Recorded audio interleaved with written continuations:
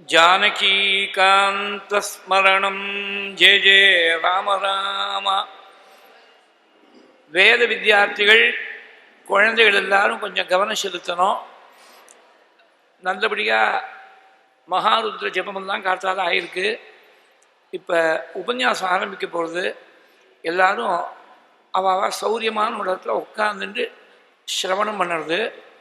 ஏன்னா இது இங்கிலீஷில் இருக்கக்கூடிய உபன்யாசங்கிறதுனால உங்களுக்கு புரியும்னு நான் எதிர்பார்க்கல. இருந்தாலும் அங்கங்கே சம்ஸ்கிருத ஸ்லோகங்கள், வால்மீகி ஸ்லோகங்கள் நிறைய வரதுனால அந்த ஸ்லோகம் காதில் விழுந்தாலே நமக்கு புண்ணியம்தான்.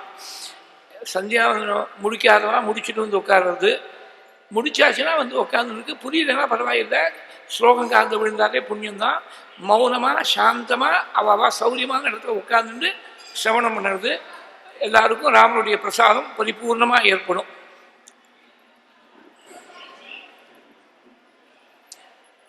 சித்தி விநாயகமூர்த்திக்கு ஜெய. ஜானகீகாந்தஸ்மரணம் ஜெய ஜெய ராம ராம. கோபிகா ஜீவனஸ்மரணம் கோவிந்த கோவிந்த. ஹர நம பார்வதீபதயே ஹர ஹர மகாதேவ. ஸ்ரீ சத்குரு சுவாமினஹ ஜெய. ஆஞ்சநேய சுவாமினஹ ஜெய. சதா பாலரூபாபி விக்னாத்ரிஹந்த்ரி மகாதந்தி வக்த்ராபி பஞ்சாஸ்யமான்யா. விதீந்திராதிமிருக்யா கணேசாபிதாமே விதத்தாம் ஸ்ரியம் காபி கல்யாணமூர்த்தி. ஷ்யாமா காச்சன சந்திரிகா திரிபுவனே புண்ணியாத்மநாமானனே. சீமா சூன்யகவித்வவர்ஷஜனனி யாஹ காபி காதம்பினி.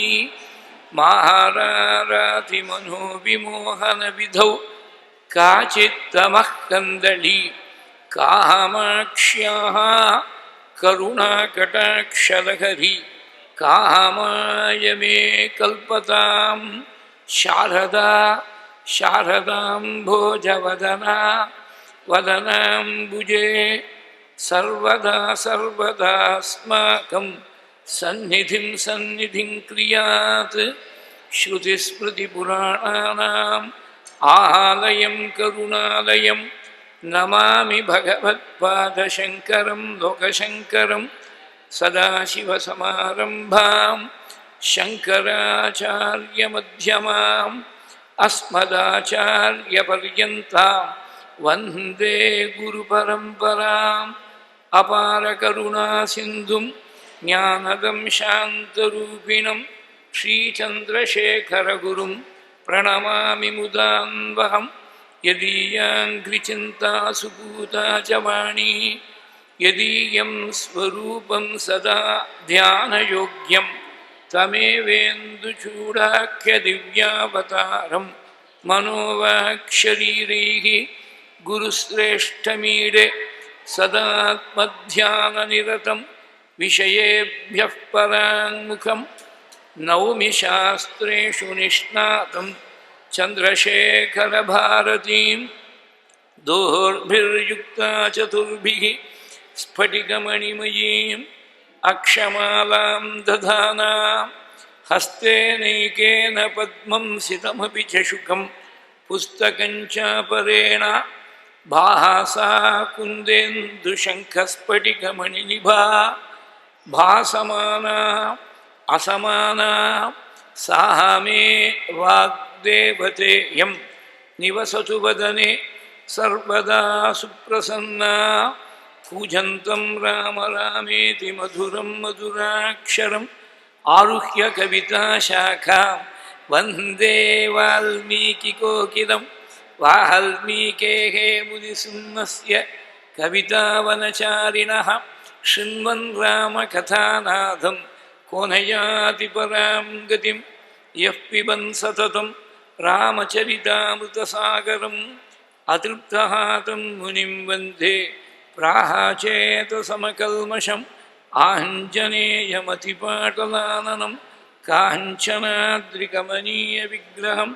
पारिजाततरुमूलवासिनं भावयामि पवमाननन्दनं वैदेही सहितं सुरद्रुमतले हैहिमे महामण्डपे मध्ये पुष्पकम् आसने मणिमये वीरासने सुस्थितम् अग्रे वाचयति प्रभञ्जनसुते तत्त्वं मुनिभ्यः परं व्याख्यान्तं भरदादिभिः परिवृतं रामं भजे श्यामलं नमोऽस्तु रामाय सलक्ष्मणाय देहेव्यै च तस्यै जनकात्मजायै नमोऽस्तु रुद्रेन्द्रयमानिलेभ्यः नमोऽस्तु चन्द्रार्कमरुद्गणेभ्यः पीताम्बरं करविराजितशङ्खचक्रकौमोदकी सरसिजं करुणासमुद्रं राधासहायम्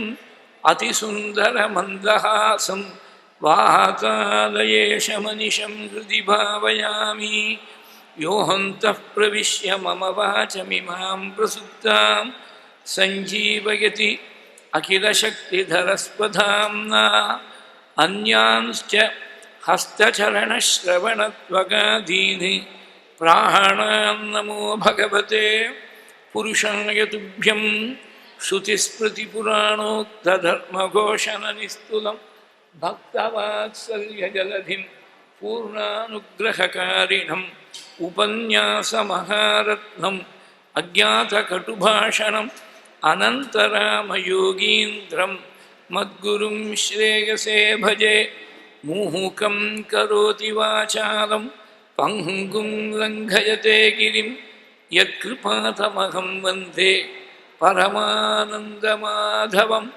भक्तवात्सल्यजलधेः परमानन्दरूपिणः अस्मदाचार्यराजस्य प्रपन्नोऽस्मि पदाम्बुजं त्र्यम्बकपुराधीशं गणाधिपसमन्वितं गजारूढमहं वन्दे शास्तारं कुलदैवतं विराजन्तं त्रिनयने वल्लीसेनापतिं प्रभुं वाञ्छितार्थप्रदं वन्दे षण्मुखं कुलदैवतं बुद्धिर्बलं यशोधैर्यं निर्भयत्वमरोगता अजाड्यं वाक्पटुत्वं च हनुमत्स्मरणात् भवेत् அஞ்சிலே ஒன்று பெற்றான் அஞ்சிலே ஒன்றை தாவி அஞ்சிலே ஒன்றாதாக ஆரியற்காக ஏகி அஞ்சிலே ஒன்று பெற்ற அணங்கை கண்டு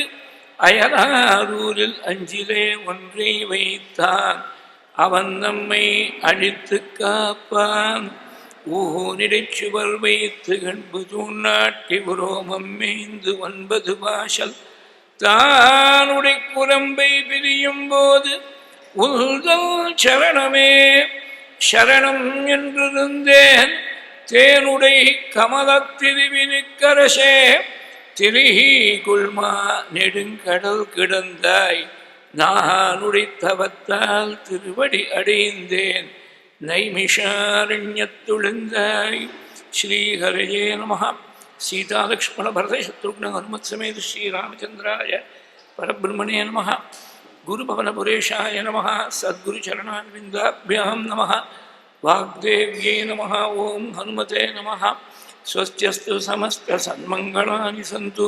समस्तैश्वर्यप्राप्तिरस्तु श्लोकैकदेशश्रवणपठनमात्रेण वक्तुश्च श्रोतॄणां धर्मादिनिखिलपुरुषार्थ सिद्धिप्रदे समस्तकलिकल्मषापनोदन पटुतले श्री राम गुणानुभवे अद्य वर्तमानकथा प्रसंगः पूर्वकथा संग्रहश्च श्रीहरये नमः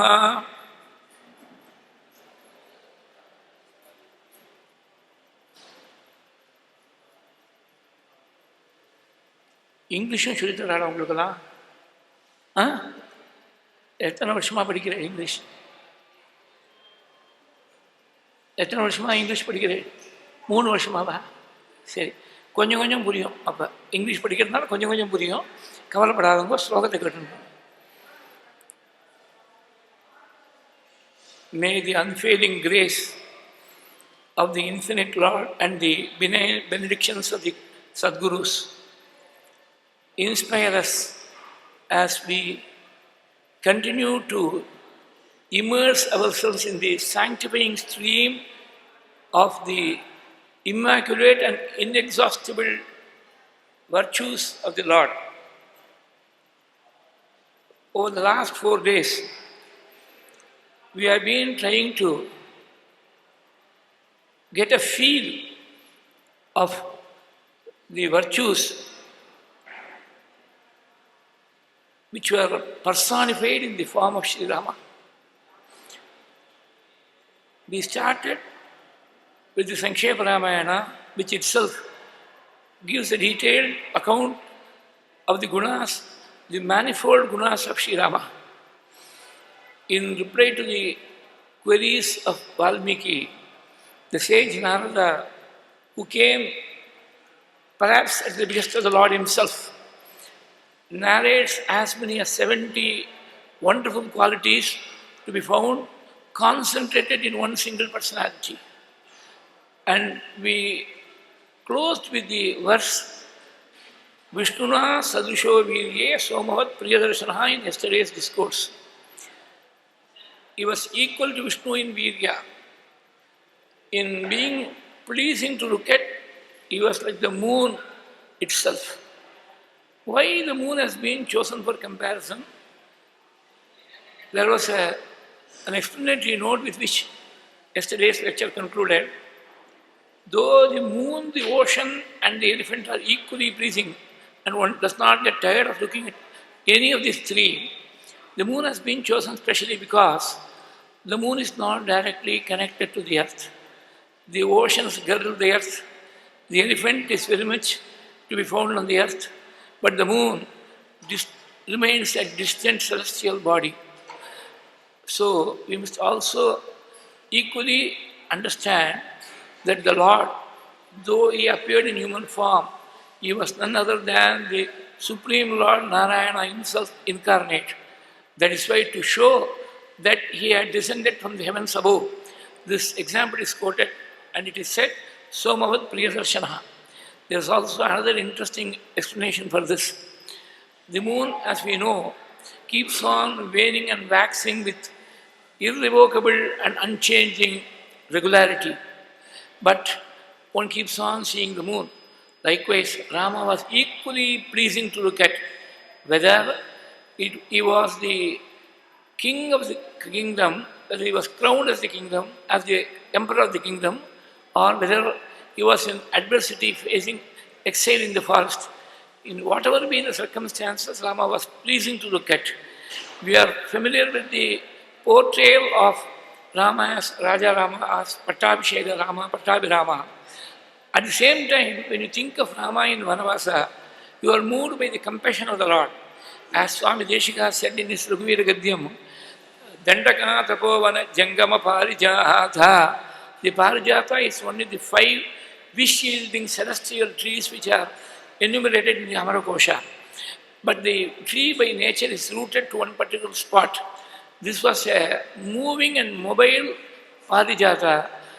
Rama was like a mobile Parijata who traversed the entire length of the Dandakaranya so that he could shower his grace on the various sages like Atri, like Sharabanga, like Sutikshna, like Agastya and his brother, and a whole host of others, not to mention lesser mortals like Guha, a mere hunter, a Shabari who came from the same tribe, a Vanara king Sugriva, a Vanara devotee Anjaneya, a Rakshasa like Vibhishana, an augur like Kabanda. They were all recipients of his grace only because he chose to go into the forest. Had he remained in the city itself, all these people would not have been recipients of his grace. So Rama was pleasing to look at even when he was in adversity as well as in prosperity. In adversity, you see the compassion of the Lord. You see his steadfastness to truth. You see his staunch adherence to dharma in adversity. In prosperity, you are able to think of the Lord as the bestower of all that is good and auspicious in life. So, in both these extreme circumstances, he was always pleasing to look at, like the waning and the waxing moon. But there was only one important difference. The moon, after waxing, it will start waning. In Rama's case, after waning in the Vanavasa period, he comes back to wax as the Supreme Lord, as Pattabhirama, and then there is no waning at all. There is no going back. It is always a climatic approach, not an anticlimactic one. Somavat Priyadarshanaha. There is also another reason. The Lord is absolutely impartial. As we saw, Samaha, Sarvasamaschaiva. He is equal with respect to everyone, with respect to everything. The very picture of equanimity and equipoise. So, he did not want to show a bias in favor of the sun. He was born in the dynasty of the sun, the solar rays, but at the same time, he did not want to leave a feeling that the moon had been left out. So, what he did was, he added the name of the moon to his own name. Actually, if you think of it, the logical thing would have been to call him as Rama Surya, because he was in the Surya Vamsha, but we don't call as Rama Surya, we call him as Ramachandra, so that the moon would not feel left out. The avatara took place when the sun was at its zenith, exactly at midday, so that the moon would not feel left out. He also took the moon in his own name, so that we refer to him as Ramachandra, as Ramachandra Murti. The impartiality can be seen, so that the example also speaks of the moon, Somavat Priyadarshanaha. There is another reason. The sun is very essential for the continuation of life in this mortal world. But along with the light that it sheds, it also emits a lot of heat. In the case of the moon, there is no heat, there is only light. That is why the moon is more pleasing to look at. It does not terrify you by the effulgence. It soothes you by its cooling rays. Likewise, Rama, though he was the very picture of effulgence himself, he managed to conceal that effulgence, or rather, let us put it this way, his soothing nature, his compassionate nature was greater than his effulgence. That is why it is said, Somavat Priyadarshanaha Kahavagni Sadrishakrodhe. The literal meaning of Soma in this verse is only the moon. But we can, by extension, we can also interpret to say that Soma means the Lord Shiva. Umaya Sakavartate iti Somaha. So, Somavat Priyadarshanaha, the Lord Shiva is the ideal of all yogis. He is the great yogi, Mahayogi. As Dakshinamurti, he symbolizes the absolute truth of Advaita. By his very existence, he symbolizes it. Therefore, there cannot be a greater thing which can please somebody than the Advaita Nishtha, than the subsistence in the non-dual truth of the Upanishads. And Shiva personifies that. Therefore, Somavat Priyadarshana also means that he was as pleasing to look at as Shiva was to Uma. Soma means one who is along with Uma. So, Ambal being the very personification of chastity, she would always be enamored, she would always be extremely happy when she is in the presence of her Lord Shiva. That was the kind of pleasing demeanor which Rama also sported. Somavat Priyadarshanaha Kahalagni Sadrishakrodhe Kshamaya Prithvi Samaha. If there was an occasion to get angry, he did not hesitate, because anger becomes an instrument for correcting people, for establishing dharma. Anger is required. Kasya bibhita devascha jataroshasya samjuge was the question posed by Valmiki.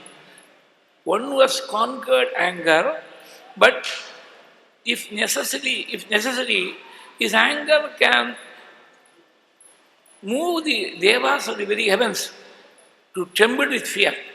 Kasya Vibhita Devascha Jadaroshasya Samyuge.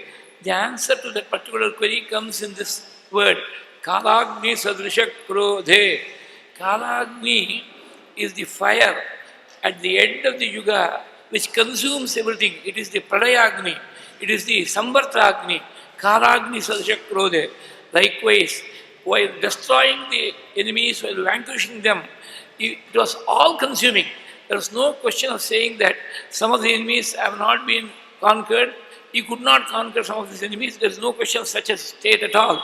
That is why it is said, Kalagni Sadrisha Krodhe Kshamaya Prithvi Samaha.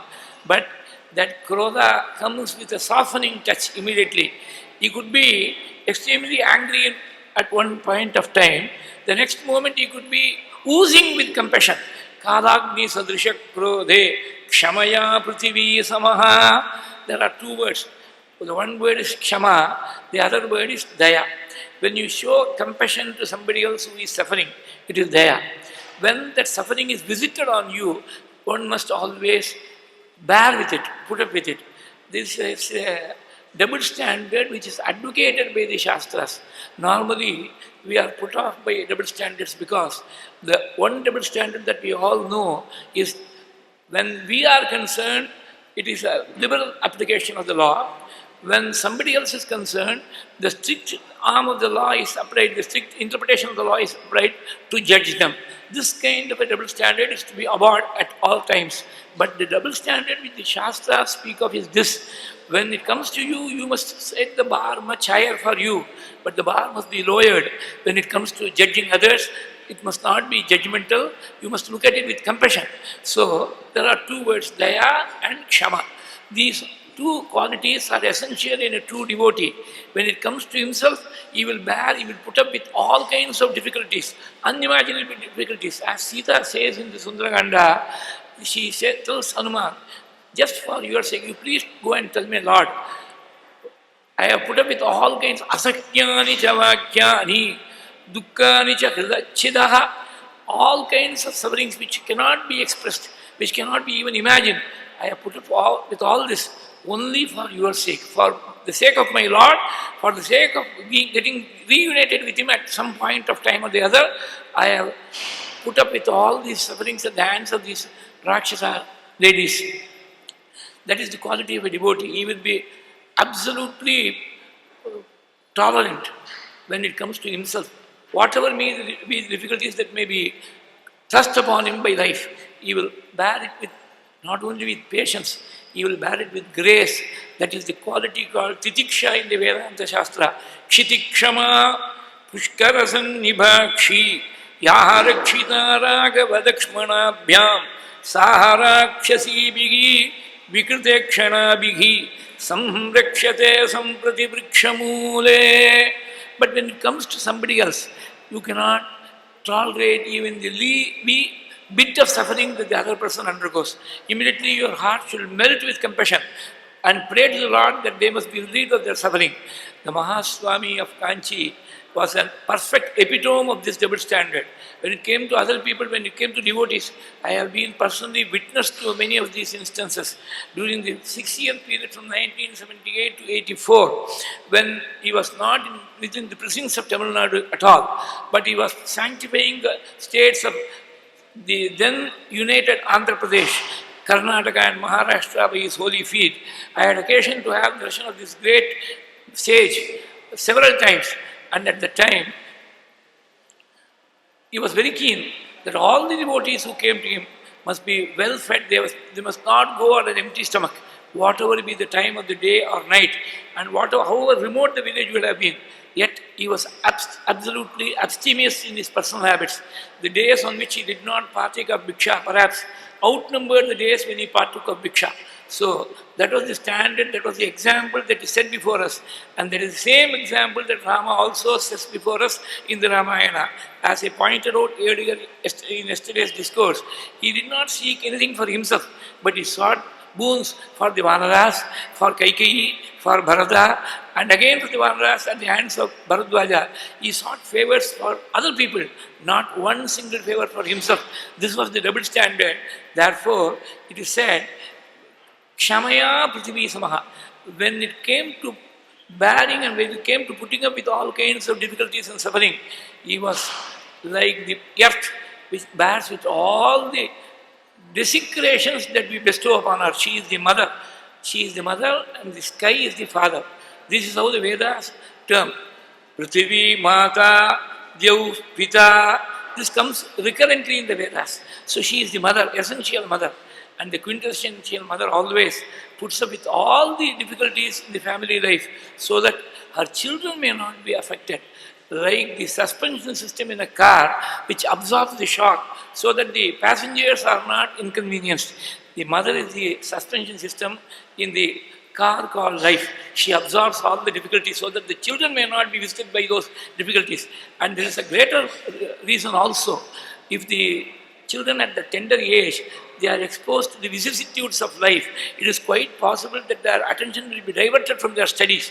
No mother wants a child to suffer or his studies to suffer because of the family privations. So she takes all those privations, all those difficulties she takes upon herself. That is why it is said, Vitu Shatagunam Mata Gauravena Atirichyate. She deserves your Kainkarya, she deserves your service and seva 100 times more than your father does. That is why the Madhurika Panchakam has been sung by the great Adi Shankara. That is why if you go to Gaya, you give 16 pindas for the mother, only one pinda for the father. There is a separate subject by itself, the greatness of the mother, which cannot be even equal, let alone surpassed. That is why the Bhumi, the earth, which is the mother for all of us, because she bears us in her bosom. She gives us food. What will the mother do? Every mother has got a natural instinct to first feed her children so that they are fully satisfied. The mother earth, she feeds us. Imagine a place without the earth. How will you get grains? How will you get fruits or vegetables? How will you get water? Because even when the direct source of water called rainfall is not there, after all, rain always comes in a seasonal way for a few months in a year. The most portions of the year are without rainfall. How do you get water to drink? There's something called groundwater. We all know when you dig a well, when you dig a bore well, you are tapping into the source of groundwater. So she gives you water to drink. She gives you food to eat. I have been telling across platforms that while we are all direct vegetarians, non-vegetarians also are vegetarians in an indirect way because the flesh of the animals they consume, the flesh of the animals are always vegetarian animals. They eat the flesh not of non-vegetarian animals like the lion or the tiger, but of a sheep or a pig or a cow. Though it is abhorrent to us, the very concept is abhorrent to us, but they feed on vegetarian animals. Therefore, they are indirect vegetarians, we are direct vegetarians. That's the only difference. And all these vegetarian products, they emanate from the earth. She gives you water. She gives you the rock-like support on which you build your houses. So if you want a roof on your head, you must first have the earth below, then only you can have the roof above your head. Addition to that, basically, since times immemorial, the raiment of men and women has been woven out of cotton. It is only in the last few decades synthetic materials have been developed. Even now, in spite of the development of synthetic materials, the fashion is to go for pure cotton. This cotton comes from the earth. It is ultimately an agricultural product. So she gives you food, she gives you clothing, she gives you drink, she gives you a roof over your head, she gives the support for the roof over your head. That is why she is called by two names in Sanskrit. She is Avanihi as well as Avani. Whether the knee is short or long, it signifies the earth. So she gives you all these things. And in return, what do? We desecrate the earth. We pollute the earth. The farmer plows. No doubt, plowing is a necessary activity. Otherwise, agriculture will not go on. You will not get food grains to eat. But when you use a plow to dig the earth, it is almost as if you are disembowelling the earth. You are disembowelling your own mother. Another person digs a well for 40 or 50 feet. Another person uses a machinery to dig a bore well for 200 or 300 feet. You are eating into the entrails of your mother. In spite of all these desecrations, she patiently puts up with all these things. And in turn, she gives you food, drink, and clothing and whatnot. That is why she called Avani. Avati iti Avani. One who protects, one who supports you. She is Avani. Likewise, Rama, even in the case of people who desecrate him, in the case of people who abuse him, if they only change their heart and turn over for a single moment, he is still prepared to protect them. Sakrideva Prabhannaya Tabasmi iti chagachate abhayam sarvabhutebhyaha dadami etat vratam mama. These are the immortal words, the Charama Sloka. The last words, they are not the last words. There are thousands of slokas after that, but this is considered to be Charama Sloka because it represents the last word in divine grace.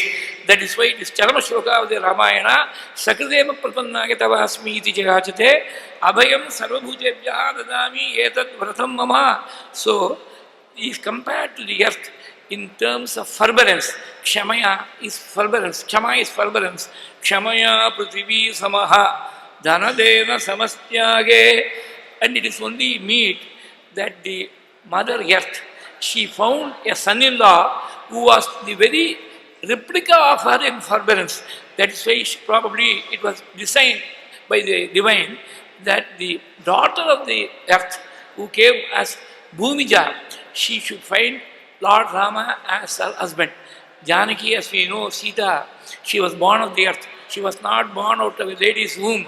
That's why she is known as Ayodhya. Therefore, that the earth found a resonance with Lord Rama because they were united by a common quality of Kshama. Kshamaya prithvi samaha dhanadena samastyage. In Tyaga, in giving up things for the welfare of others. In munificence, he is compared to Kubera. Dhanada is Kubera. He is the keeper of the divine wealth, as we all know. But is there any instance where Kubera showered his wealth on mortals? We don't seem to know. There is a singular episode in the Raghuvamsha. In the 5th canto of the Raghuvamsha, Kalidasa narrates a very wonderful story. I will briefly recount it. Raghu Maharaja performed the Vishwajit sacrifice, which entailed that all the wealth in the possession of the performer of the sacrifice should be distributed as dana. Nothing, not a single paisa should be retained with him. Having performed the sacrifice, he was just leading a righteous life without any assets at all. Imagine an emperor without a single paisa to call his own. At that time, Varatantu, there was a great sage called Varatantu. He had a Sishya called Kautsa. At the end of his tutelage, this Kautsa went and approached this Guru and requested him to specify what Guru Dakshina he should offer. That was the custom in the ancient days. Quite in contrast with today's custom where you are required to pay the fees upfront. In those days, the fees were not discussed at all. Anybody who sincerely wanted to acquire knowledge, a Vidyarthi, one who seeks knowledge, he was admitted as a Sishya of the Guru. And the Guru considered it his primary duty to impart all the knowledge that he knew to his Sishya over a period of some years. At the end of the period, the Sishya, he was absolutely indebted to his Guru because the Guru gave him food, he gave him raiment, he gave him knowledge, he considered the Sishya as his own son. You cannot have a greater figure than the Guru. Now, at the end of the tutelage, the Sishya used to go and approach his Guru and say, I have been fortunate to learn at your feet. Now, you please tell me, is there any way I can do some at least token recompense for what you have given to me? Nothing can be recompensed at all. But some token as a Guru Dakshina I would like to give. Usually the Gurus did not ask for any Guru Dakshina. That's why in the Upanishad it is said, you take very simple things like a twig which is easily available in the forest. You take the twig and go to the Guru, he will be very happy. Tad vijnanartham gurumeva abhigaccheti samitpanigi brahmanishtam, shotriyam brahmanishtam. Samitpanigi. Even if you don't have a twig, a samit in your hand, what will you do? It is a beautiful episode. The Mahaswami of Kanchi was camping on the banks of the Kaveri. I don't remember the name of the village. It was the Chatumasyakara, when for 2 months all sannyasis, they stay put in one particular place contemplating on the Atma.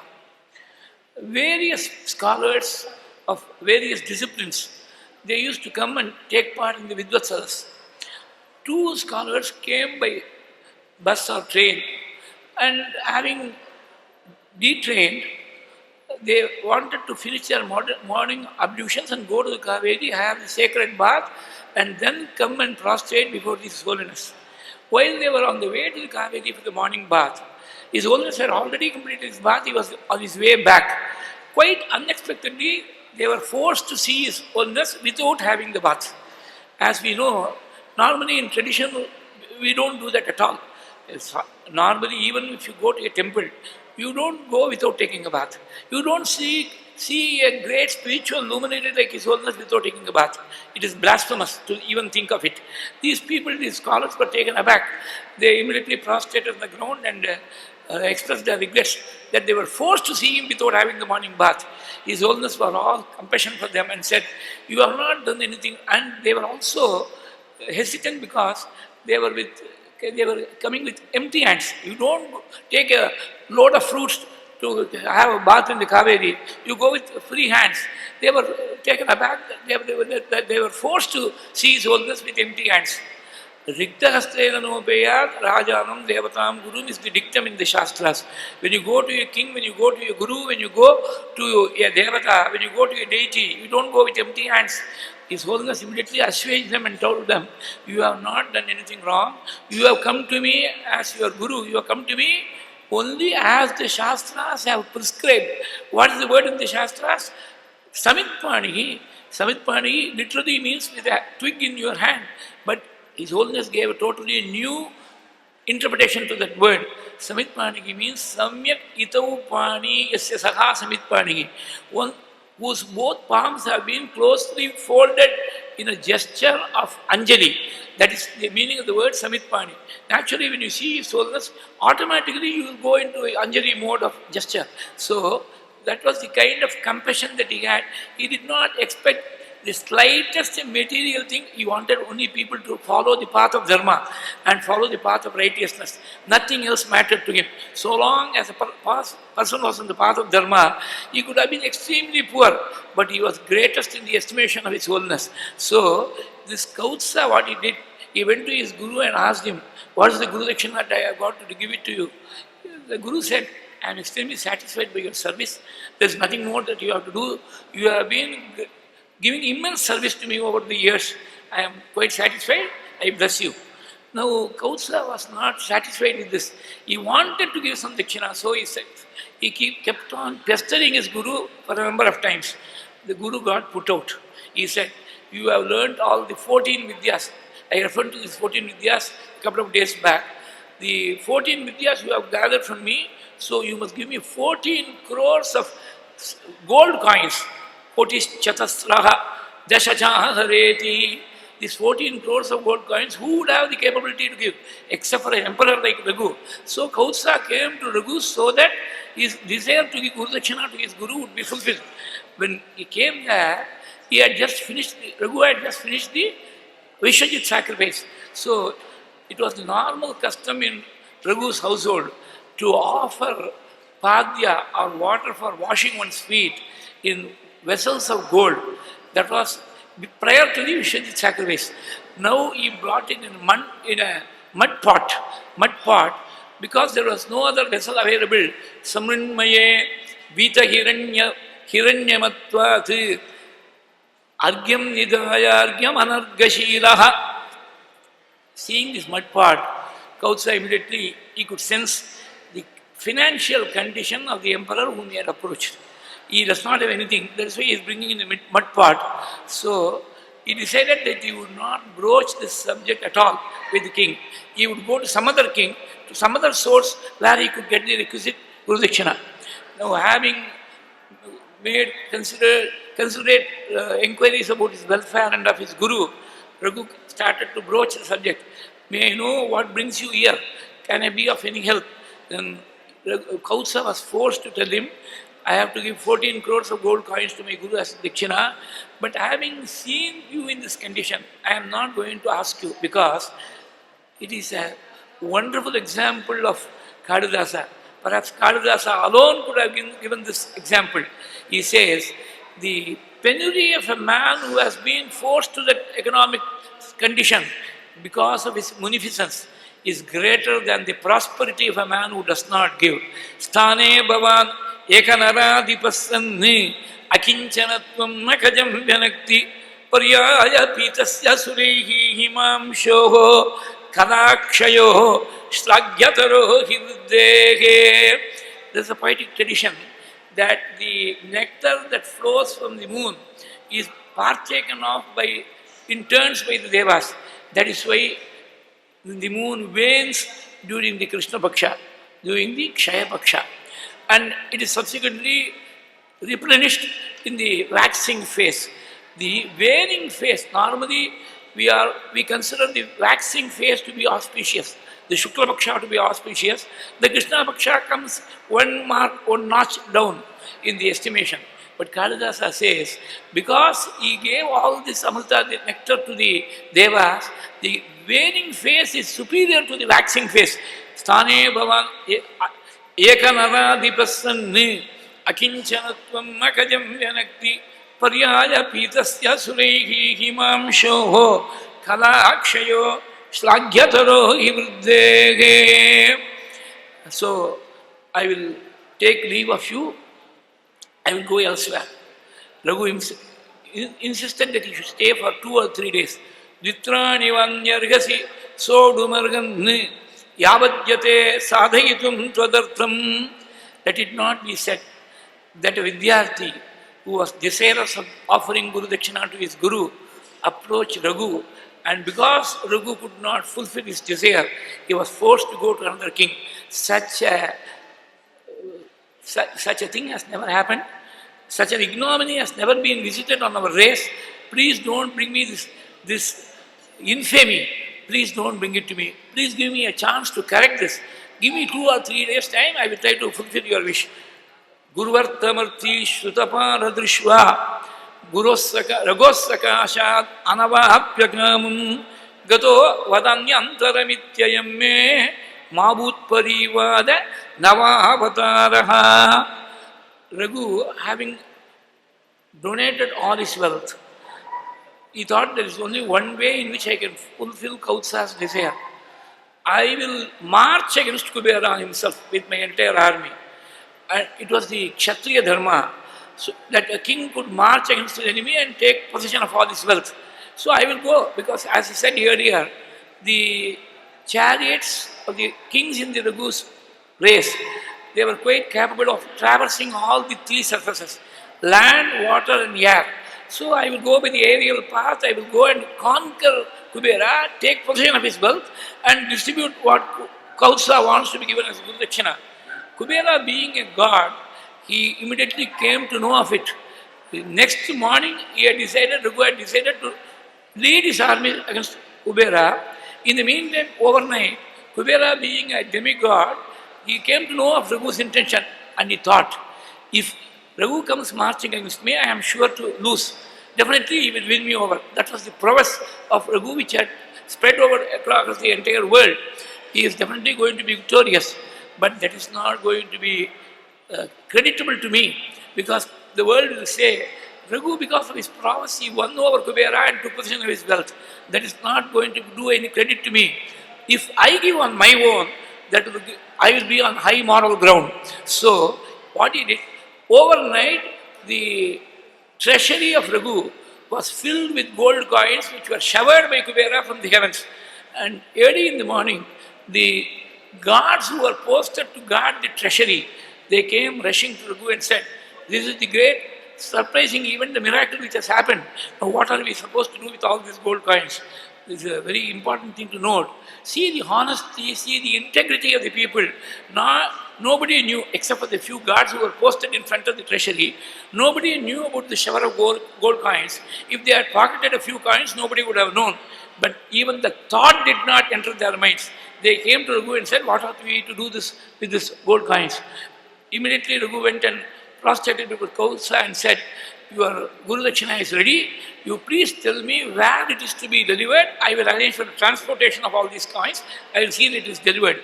Now, it was Kausa's turn to give an answer to this argument. He said, I want to count 14 crores gold coins. I will not take the entire lot because I require only 14 crore gold coins. I will not take one single coin, one single milligram of gold. I will not take extra. Raghu was saying, these have been poured from heaven purely for your sake. It is not for my sake. Therefore, I will not keep even 1 milligram of gold with myself.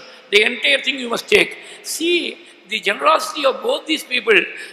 Both these people were highly praised by the citizens of Ayodhya. That is how the Sarga ends. Janastu Saketa Nivasanastau. That is how the Sarga ends. This is the only instance which I can immediately recall where Kubera, in his one of his very munificent moods, he showered the earth with gold coins. That is why, because this has taken place in the case of one of the ancestors of the Lord himself. Raghu was one of the ancestors in the Solar dynasty. So that is why this example is given. Dhanadena samastyage satye dharma ima paraha. In Satya, in steadfastness to truth, he was like the Dharma Devata himself. Dharma Devata is absolutely wedded to truth and Dharma. He will not swerve one wee bit this way or that way for anybody's sake. That is why he is called Dharma Raja. Satye Dharma Ima Paraha Tamevam Vritta Sampannam. Tamevam Vritta Sampannam Ramam Satya Parakramam. A couple of days back, I explained what constitutes Vritta. Vritta is conduct. His conduct was so exemplary because all these qualities abided in the Lord. Dasharatha thought he would make the ideal prince, he would make the ideal Yuvaraja, and he wanted to crown Rama. That is how the Sankshepa Ramayana starts. There is no reference to the events of the Balakanda at all. No reference to the Avatara, to the protection of Vishwamitra's Yaga, to the redemption of Ahalya, or to the breaking of the bow belonging to Shiva, or to the divine marriage of Sita and Rama, or to the episode where Rama overcomes Parashurama. None of these things find any mention in the Sankshepa Ramayana. Equally so, in the Bhagavata there is a single sloka which condenses the entire Ramayana. There also, the sloka seems to start abruptly and says, Guruvarte Tyaktarajyaha Vachadal Anuvanam Padmapadbhyam Priyayaha. For a great cause, or for the protecting the word of his father, he sacrificed his entire kingdom. Guruvarte Tyaktarajyaha. There is a different interpretation to this particular phrase. Guruvarte Tyaktarajyaha, for the sake of his father, he forsook his kingdom. There is another interpretation to this phrase. For the greater cause of the greater good, he forsook his kingdom of Vaikuntha and came to incarnate himself in this world. So that is how the Balakanda is indirectly covered in that phrase, Guruvarte Tyaktarajyaha. There is not even an inkling of this kind of an interpretation in the Sankshepa Ramayana. It starts directly with the efforts of Dasharatha to crown Rama as the Yuvaraja. Why should this be so? I can only think of one reason.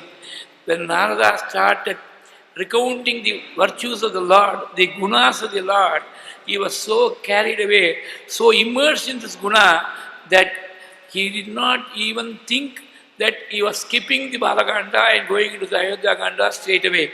Even the thought escaped him. He was so carried away, and virtue is the thing which makes an ideal king. Therefore, by talking of the virtues, he immediately said, this is the Lord about whom I have been speaking. He incarnated as the son of Kausalya and Dasharatha. He was the darling of his parents. At the age of 12, he was taken by Vishwamitra for protecting his yaga. En route, he managed to destroy Tataka, who was a thorn in the flesh of all the sages. And after protecting the yaga of Vishwamitra, by dispatching Maricha to the netherworld and bringing him back again, and by vanquishing Subhahu and his hordes. When he protected the Yaga of Vishwamitra and started towards Mithila en route, he also redeemed Ahalya from her Shapa and breaking the bow of Shiva into two while trying to string it. He wedded Sita, the Divine Mother. While coming back, he also got the Vaishnava Chapa, the bow belonging to Vishnu from Parashurama, and he stayed in absolute bliss in Ayodhya for about 12 years. In the meantime, when Manthara provoked Kaikeyi, Kaikeyi also became a handmaiden to the evil designs of Manthara and sought two boons which bound Dasharatha because of his plighted word. To keep up the plighted word of his father, Rama decided to go to the forest along with Sita and Lakshmana, wearing the raiments of bark. He reached the place of Guha, and at Rama's behest, when Guha brought the milk of the banyan tree, he also sported the Jata and reached Bharadwaja's ashrama, from where he took to Chitrakuta. At Chitrakuta, he learned from Bharata that unable to bear the separation of his son, the great emperor Dasharatha had left for the land of the males and offering his oblations out of the milk of what is called a particular tree to be found in the forest. Ingudi. Ingudi is the name of the tree. Ingudi Pinyakam. The pindas were made from the frozen milk of that Ingudi tree. He offered his oblations to his father Dasharatha, and assuaging the grief of Bharata, he gave him these padukas, which were taken to Nandigrama with all reverence and devotion by Bharata, and they were crowned as the king. The Paduka Rajya started taking place. In the meantime, the Lord left Chitrakuta, went and prostrated before Atri and Asuya, and entering the Dandakaranya forest, he gave darshan to Sharabanga and to Sutikshna and spent some time, 13 years to be precise, in the various hermitages of various sages. In the 14th year only the greater developments are going to take place. He also visited Agastya's brother and Agastya, and taking the Brahmastra which was given by Agastya on Agastya's advice, he stayed in Panchavati on the banks of the Godavari in a hermitage constructed by Lakshmana specifically for that purpose. While in Panchavati, he was forced to go behind the Maya Mriga, the form of the enticing deer which Maricha took, and he lost Sita in the process. And before that, having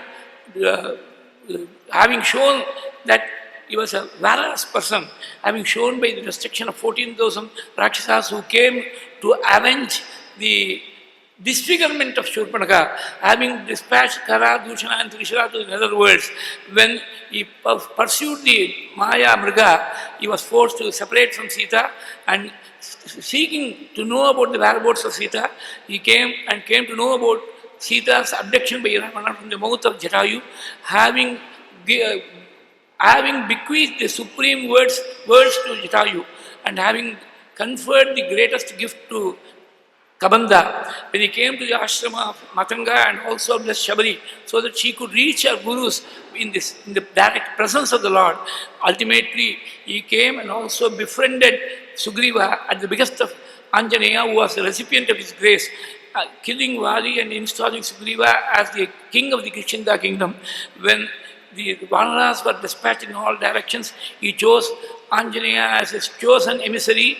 Anjaneya and other other Vanaras who traversed in the southern direction, they went into the Guha of Swayamprabha. On coming out, they found that the time of 30 days allotted to them was already over. Therefore, they decided to end their lives in contemplation of the Lord.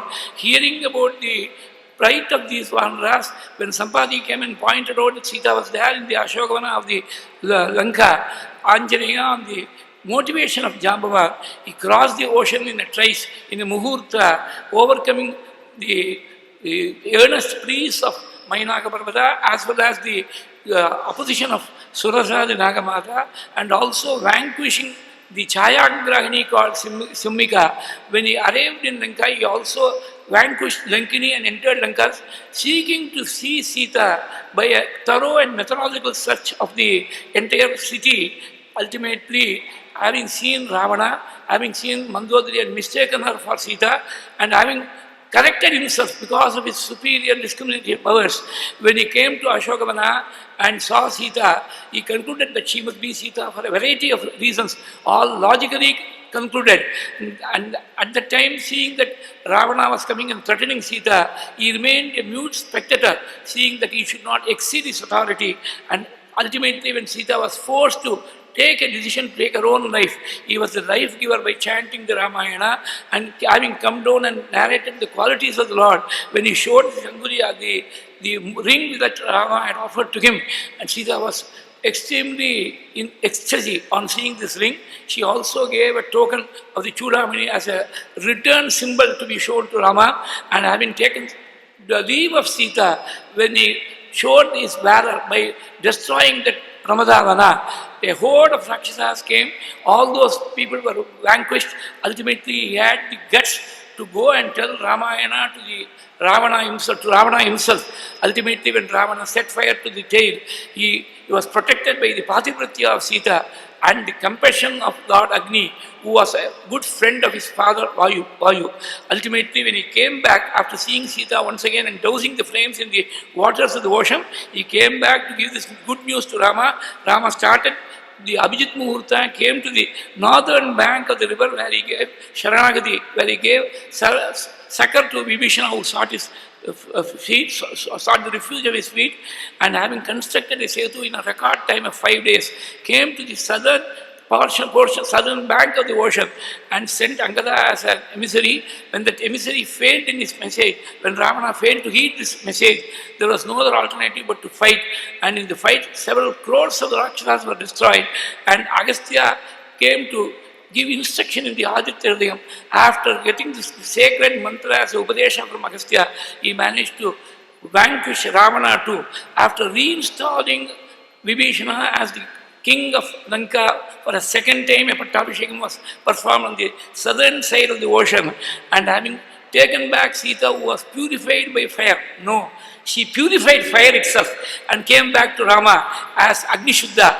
Then boarding the Vimana called Pushpaka, which was offered by Vibhishana, not sought by Rama, but offered by Vibhishana, accompanied by Vibhishana and the remaining hordes of Rakshasas, and also the Vanaras under the leadership of Sugriva.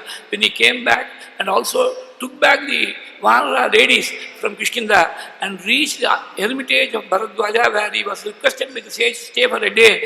In the meantime, he sent Anjaneya as an emissary to assuage Bharata, who was on the verge of entering the fire, because Rama did not come back on the morning of the first day of the 15th year. He had said at Chitrakuta that he would sacrifice his life. To see that this great danger did not come to pass, Anjaneya was sent as an emissary of the Lord to Bharata.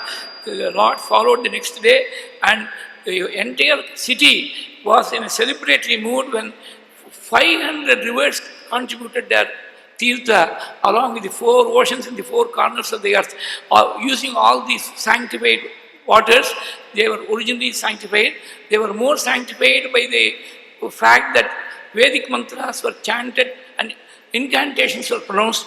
They were sanctified the most when they found their abode in the divine countenance of the Lord.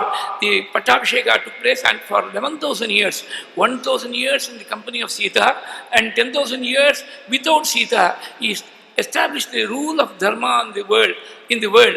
And at the end of 11,000 years, this great Rama is going to enter Saryu and he is going to go back to his Vaikuntha abode. This is the story of this hero which I have been narrating to you all this time. Dashavarsha Sahasrani, Dashavarsha Shatani cha, Ramo Rajyam Upasitva, Brahmalokam Prayasyati.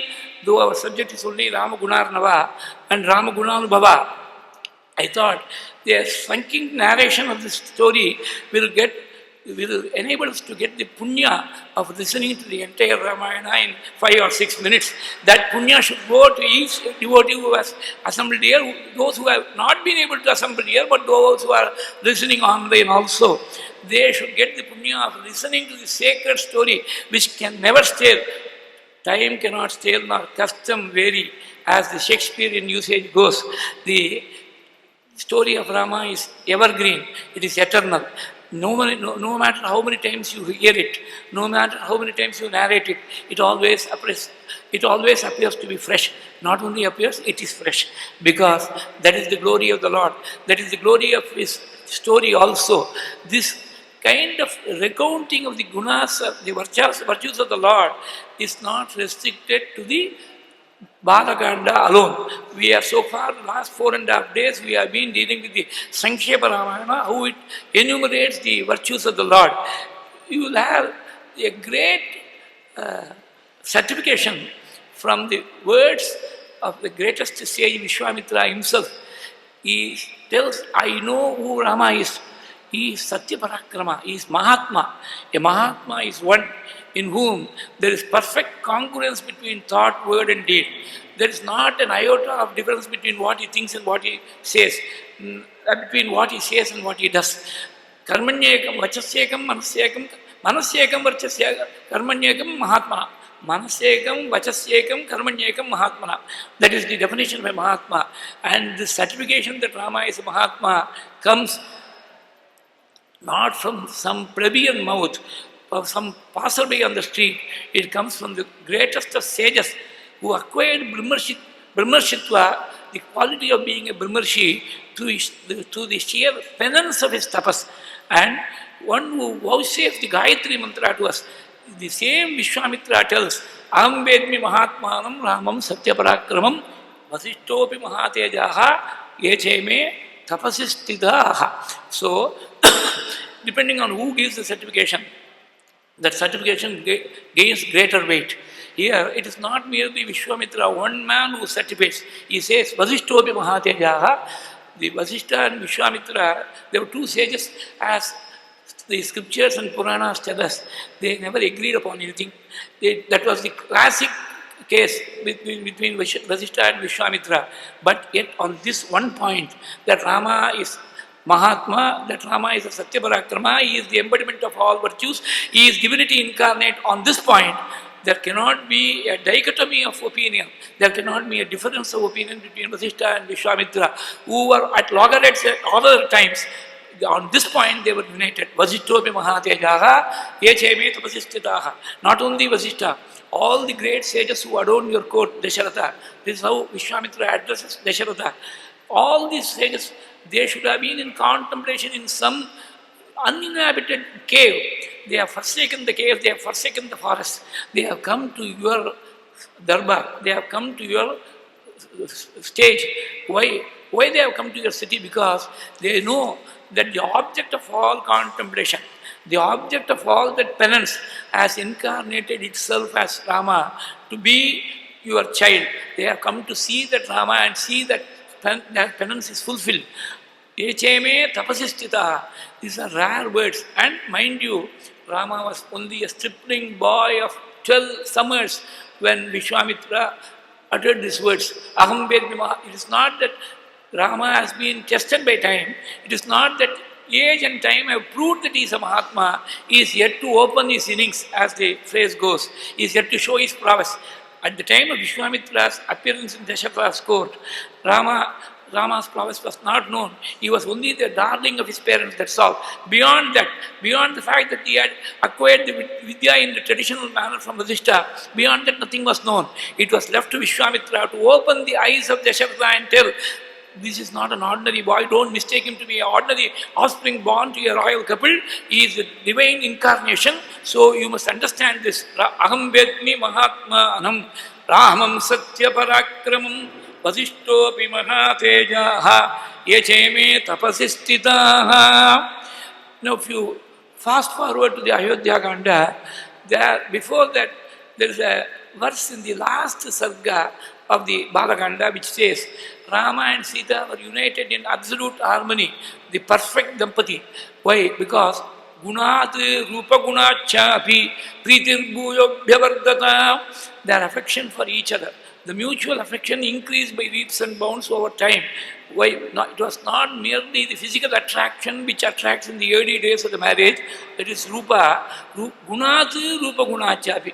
Rupa Gunam was secondary. Rupa Gunachapi. The primary cause of attraction was the embodiment of virtue that Rama personified. It was also equally to be found in Sita as the ideal Pativrata, the ideal lady who has been the inspiring force for all our women folk through the ages in this Bharatavarsha. So, it was virtue on both sides. Virtue attracted virtue. So, it was a conglomeration of virtue, a confluence of virtue, one the personification of perfection in Rama and the personification of Pativrata Dharma in Sita. Gunat Rupa Gunachapi Pritin Bhuyobhyavardhata. In the Ayodhya Kanda, in the very first chapter, you have got a recital of the various gunas of Rama. Why should there be a recital again? Having already given about 70 gunas in the Sankshepa Ramayana, what is the necessity to reiterate this? There are two reasons for this. The great Acharya Adi Shankara, in his Chandogya Bhashya, he says, the Chandogya Upanishad at one point says, Nasapunaravartate. One who knows the Brahman out of his experience, he does not come back to inhabit this mortal world again. He is not born again. This is stated twice over. In his commentary on that particular passage in the Chandogya Upanishad, the Acharya says, the reiteration is to show the importance given to this particular statement. It is to emphasize the importance of this. That is why it is stated twice. Likewise, to emphasize that virtues of Rama are more important than anything else. It has been reiterated not twice, it has been reiterated times without number in the entire Ramayana. That is one reason. The other reason is, Rama was, when the early gunas were recounted in the Sankshepa Ramayana, the marriage of Rama was not discussed at all. Now, in the Ayodhya Kanda, Rama has been married, he has been a householder for 12 years, and at that point of time only the Ayodhya Kanda starts. So, after marriage, it is human knowledge that many people, their nature changes after marriage. Parents take a back seat. The wife becomes the most important person in the life. This is what we see in day-to-day life. But in the case of Rama, there was no change at all in his virtue. Even after being married, he continued to be the same old Rama, same old embodiment of virtue. To emphasize that, there is a whole lot of slokas there in the Ayodhya Kanda. Sagi viryo papannascha rupavam anasuyakaha bhumau anupamasunuhu gunegi dasharatopamaha Satu nityam prashantatma mridupurvancha bhashate uchyamanopi parusham nottaram pratipadyate katanchidupakareena kritena yekena tushyati nasmarati apakaranam shatamapi atmavattaya shila vriddhaihi jnana vriddhaihi vayo vriddhaischa sajjanaihi katayannasta vainityam astrayogyantareshvapi buddhiman madhura bhashi purvabhashi priyam vadaha viryavan nacha viryena mahata svena vismitaha. He was the very embodiment of valor. Sagi viryopavannascha rupama. He was the personification of handsomeness. So far we were discussing in detail when we were dealing with the Sankshepa Ramayana. From now on, it is going to be just a recounting of the meaning wherever possible, and we will have to change from the second gear in which we were cruising to our drive now. Sagi viryo papannascha rupavan anasuyakaha. He was singularly bereft of jealousy or envy. Though I said that we are going to go in a fast mode, there are certain places where one necessarily has to stop and explain, because these virtues have got to be imbibed by each one of us. Therefore, practical hints are necessary. How to cultivate these virtues? Everybody agrees that jealousy is a vice. You should not be jealous. Everybody agrees. Nobody, at least I have not come across anybody who says jealousy is a virtue to be cultivated. So far, nobody has said that. It's a vice to be eschewed. But how do you eschew vice? How do you eschew jealousy? It doesn't seek your permission. It doesn't say, may I come in, sir? No. If the boss is there inside the cabin and the subordinate wants to talk to him, he has to knock at the door and enter. At least in the olden days when I was employed, that was the convention. Today we have got the concept of the open office, that's a different question. But when you are the boss, people have to take your permission to enter your presence and seek your appointment. But jealousy or anger, any of these vices, they don't come and seek permission. They overpower you and come. In fact, you are aware that jealousy has taken place in your heart. Only after it has entered, you are aware of it. How do you overcome this jealousy? Triplicate Swamigal used to give a beautiful example. Two people, they slept.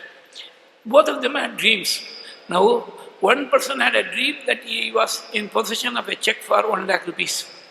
The other person had a check for 1 crore rupees. What difference does it make when you get up? Both of them are as indigent as they were before. That's all. There's no change in financial position. A check which is given to you in the dreaming state is not to be found in the waking state.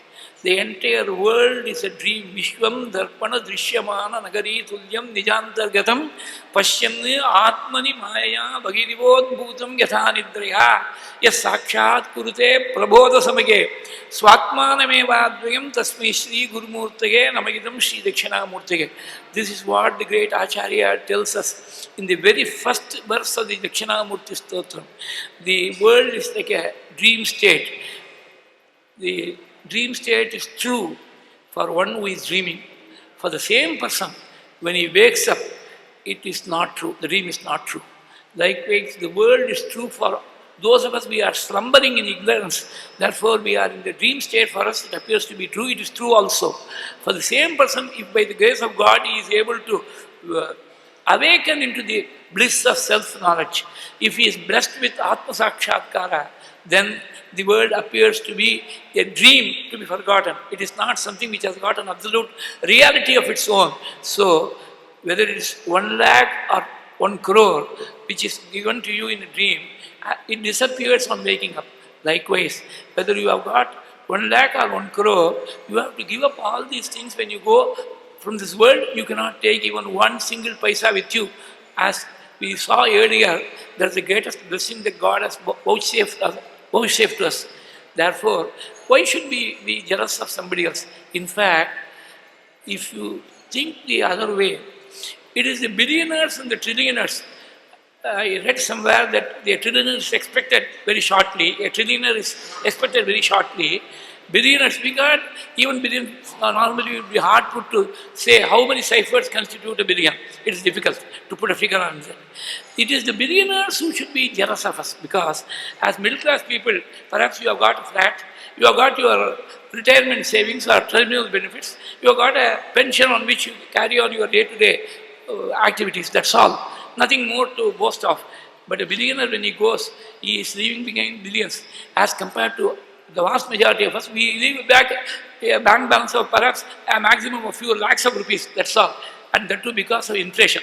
Otherwise, the lakh would have been thousands. Because of inflation, we leave only a few lakhs of rupees to a progeny. So he should be jealous of us. I am forced to leave behind billions of rupees. This man is leaving behind only 10 lakhs or 15 lakhs. So he should be jealous of us, not vice versa. We should not be jealous of people who are billionaires. Think of that, then jealousy will disappear. With the grace of God, all these things have to take place only with the grace of God. There is no other sine qua non for this. Rupavan anasuyakaha bhumo anupamasunuhu gunaihi dasharatopamaha. He was an unparalleled and unequaled son to his father. Bhumo anupamasunuhu. Anupama means one without compare, beyond compare. You cannot put another son in his place and say he is like Ramachandra. Ramachandra is in a class of his own. He does not stand comparison with anybody else. That's why the Vagyakara sang Rama ni samana mevaro. You are in a class of your own. You cannot be compared with anybody else. The basic dictum for this Vagyakara's composition comes from the sloka of Valmiki, where he says, Bhumu anupama sunuhu. Who is a good son? Bhartrihari tells us, one who pleases his father by his righteous conduct. He alone deserves the epithet of a son. Yaprinaye sucharitegi pitaramsa putraha. And who is a right wife? One who always considers the good of her husband, not the pleasure of her husband, but the good, not the priya, but the hita, the wholesome nature of the thing which will benefit her husband. Yat bhartureva hitam ichchati tat kadatvam. And who is a true friend? one who is steadfast in prosperity and adversity equally. Tanmitram apadi sukecha samakriyam yat. Etatrayam. A good son, a good wife, and a good friend. All these three are to be obtained only by people who have accumulated a lot of punya in their previous lives. Etatrayam jagati punyakrito labante. That is the sloka of Bhartrihari in the Niti Shataka. Rama was a perfect son. As Valluvar would say, what is the duty of a son to his father? It is to make people in the world exclaim, what great fortune this father must have performed, what great punya he must have accumulated to have been blessed by a son like this. Magan tandai kaatrum udavi, iman tandai ennotran kol ennum shol. That epithet perfectly applies to Rama. Bhumau anupama sunuhu gunaigi dasharatopamaha. In virtue, he was the equal of his father himself, Dasharatha himself. Gunaigi dasharatopamaha. Satu nityam prashantatma mrudupurvam cha bhashate. He was always calm and controlled. He was never excited. Satu nityam prashantatma. At a higher level, this also means his mind was always under control. Shanti comes from the word shama. Shama means to control. And the Vedanta Shastra gives a slight nuance of a difference in meaning between shama and dama. Both these roots, they give the meaning of control. Indriya Nigraha or control of the senses is denoted by dama, and the control of the mind is denoted by the word shama. So Shanti, one who is Shanta means one who has controlled the mind. Satunityam prashantatma mrudupurvam cha bhashate. A word about the speaking abilities of the Lord is absolutely in order here. We have got this expressed in various terms. He was a mrudubhashi, a purvabhashi, a priyabhashi, a hitabhashi, a mitabhashi, a madurabhashi, all rolled into one, a satyabhashi. It goes without saying. He was always, he would speak the truth. It is almost impossible for a person who speaks the truth to also speak pleasingly. The truth always hurts. You can please people by praising them, but it will not be true. In the case of Rama, these apparently mutually exclusive qualities, they fused into one and found a proper abode in him. In the Krita Yuga, it was Brihaspati who could talk like that. In Treta Yuga, it was Lord Rama. This is brought out by a sloka in the Sundarkanda where Anjaneya was narrating the great virtues of the Lord to Sita.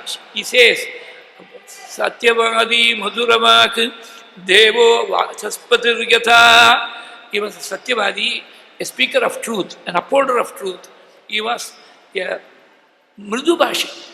You would not find that his tone would rise even in the face of greatest provocations. He was mild-mannered, soft-spoken as the word goes. Mridubhashi. He was a Purvabhashi. In today's parlance, he was proactive in his speech. He did not wait for the other person to initiate the conversation. That is a sign of the ego. Why should I speak? First is a sign of the ego. Because he was totally free from ego. He could go and approach even the common citizens. He could talk to them first without waiting to be talked to first. So he was a Purvabhashi. He was a Priyabhashi. He used to speak pleasingly. He was not only a Priyabhashi, he was also a Hitabhashi. You can talk pleasingly, but whether the talk will benefit the other person, whether it will be to his conducive to his welfare and good, that remains a question mark. In the case of Rama, he was a Hitabhashi, one who could speak only that which would benefit, that which would ennoble and uplift the listener. So he was a Hitabhashi, he was a Madhurabhashi. He was so sweet that, as the Vedic dictum goes, honey used to flow from his tongue. Jikva me madhumattama karna abhyam bhuri vishruvam brahmana koshosi medaya pitaha shrutam me gopaya. He was a Smiti Bhashi. In today's parlance, we talk of body language.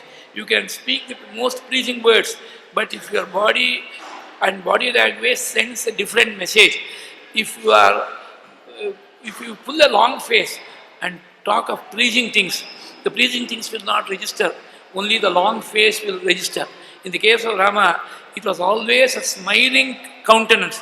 You could never find Rama with a long face. Smita Bhashi. And Above all, he was a Mitabhashi. He knew when to stop. He was not loquacious to a fault. He knew he would talk what was necessary and stop that. He was a Mitabhashi. Purvabhashi priyam vadaha viryaman nacha viryene mahata svena vismitaha. Extremely valorous. He was not enamored by his own valor. Viryaman nacha viryena mahata svena vismitaha. He used to seek the company of those who were old, not only in terms of age, but those who were senior to him by virtue of knowledge, jnana vruddhehi. Those who were senior by virtue of their conduct and character, shila vruddhehi, jnana vruddhehi, vayo vruddhesya sajjanehi, katayan nastabe nityam astra yogyantareshvapi, buddhiman madhurabhashi, purvashi, priyam vadaha. At the same time, he was a protector of his own dharma, along with the dharma which was the imprint of the solar dynasty. Kulochita matihi kshatram dharmam swam bahumanyate. There was a tradition in the Ikshvaku race that one who sought succor from the king would never be sent back empty-handed. That particular tradition was protected with great care and great dedication. Kulochita matiki kshatram dharmam swam bahumanyate manyate paraya kirtya. Again, uttarottara uktina vakta vachaspatir yata. When it came to debate, he was literally like the guru of the devas, Vachaspati himself, Brihaspati himself, in being able to rebut all the arguments put forth by the opponents. He was never one to lose a debate. Uttarottara yuktinam bhakta vachaspatir yata. He knew aya karmani upayagyaha. A king must know how to raise revenues to meet the various projects that he has got in his mind. Aya karmani. Aya means income. That's why you got Ayakar Bhavan, income tax department. The headquarters is known as Ayakar Bhavan. Aya means income. Aya karmani upayagyaha. You knew how to tap the resources, how to raise revenues for the state. He knew how to spend it also. He knew how to relax without becoming idle. He knew there is a fine golden mean that he is able to strike between indulgence on the one hand and relaxation on the other. Sukatantro nacharasaha. There is a very important thing we should know, because today entertainment is a very big industry which generates revenues of billions of dollars. But in the name of entertainment, what happens is we want to take an holiday. Ultimately, we come back with headaches. We come back with a tired body and a tired mind. The holiday has not served its purpose at all. It has not rejuvenated you. You should know how to relax. Relaxation is not going to some destination. It is not in flying to some tourist spot. Relaxation is a state of mind. When you don't allow the pressures of day-to-day life to get to you, you deal with those pressures in a professional way. You don't allow them to personally affect you. That is the art of relaxation. The art of letting go. It is very important in today's context. You should know how to let go of smaller things so that you can concentrate on the big things which really matter. And this is the one lesson which has been which among others, it has been imparted to us by Lord Rama himself. Sukatantro nacharasaha, nachavamanta bhutanam, nachakala vashanugaha. He was not one to erode the self-respect of anybody, however small he or she would have been. He knew how to respect everybody as an individual. Nachavamanta bhutanam, nachakala vashanugaha.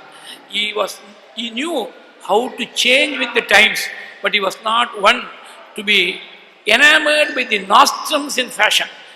Nachavamanta bhutanam, nachakala vashanugaha. This is one thing we have got to know.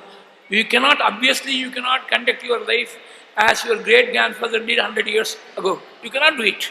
It is just not possible. In the last 25 or 30 years, see what sweeping changes have been brought into our lives by technology and technological developments. You cannot go back in time. At the same time, there are some core values which cannot change. They have got to be eternally valid.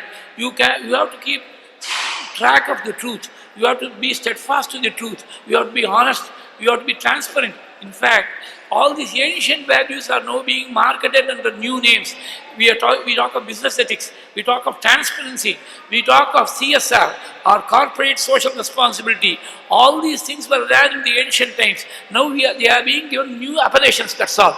Nachavamanta bhutanam nacha kada vashanugaha. Life is like a ship. The ship, cargo of a ship may change from trip to trip, but the anchor remains the same. Unless the anchor is well secured, the ship will not be able to berth at any port. Unless you have got the anchor of dharma and satya with you, you can pursue any avocation for the livelihood. There is different, like that is the cargo of the ship that keeps on changing. You have mid-career changes of vocation. So many people do it. But the anchor of dharma, the anchor of satya, the anchor of a value system, which will keep you firmly embedded to the ground, which will also enable you to transcend this mortal bondage. That value system cannot be compromised at all. Nachavamanta bhuta nam nachakada vashanugam. This was the kind of virtue which Rama embodied in his person, which he personified. Not only in the Ayodhya Kanda, in the first sarga of the Ayodhya Kanda, in the next sarga, where Dasharatha expresses his desire to crown Rama as Yuvaraja before an assemblage of all the citizens of the city, also an assemblage where sages like Vasishtha were seated.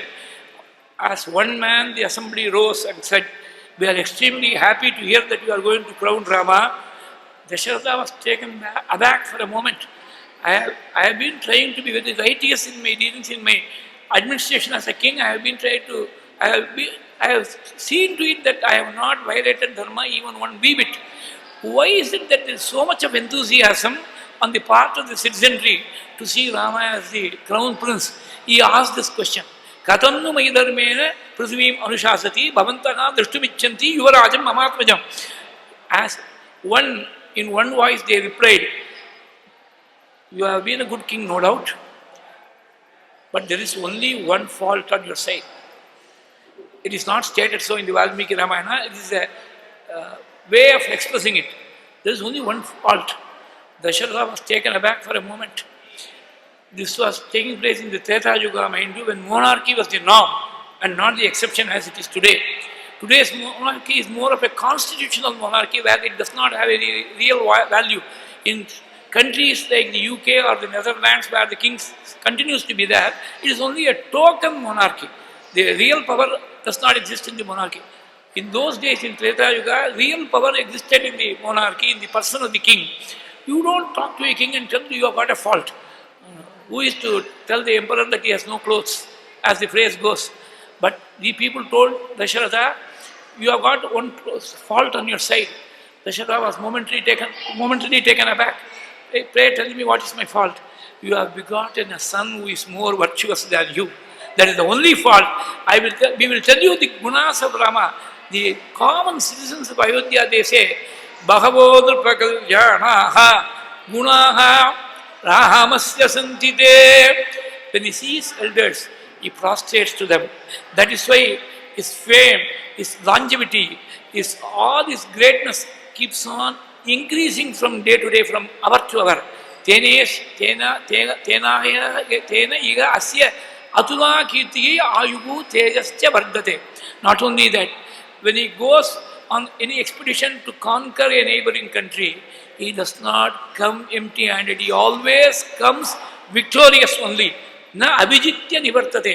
Yada brajati sangramam grahamarte nagarasya bha jitva gatva saumitri sagitaha na abhijitya nivartate.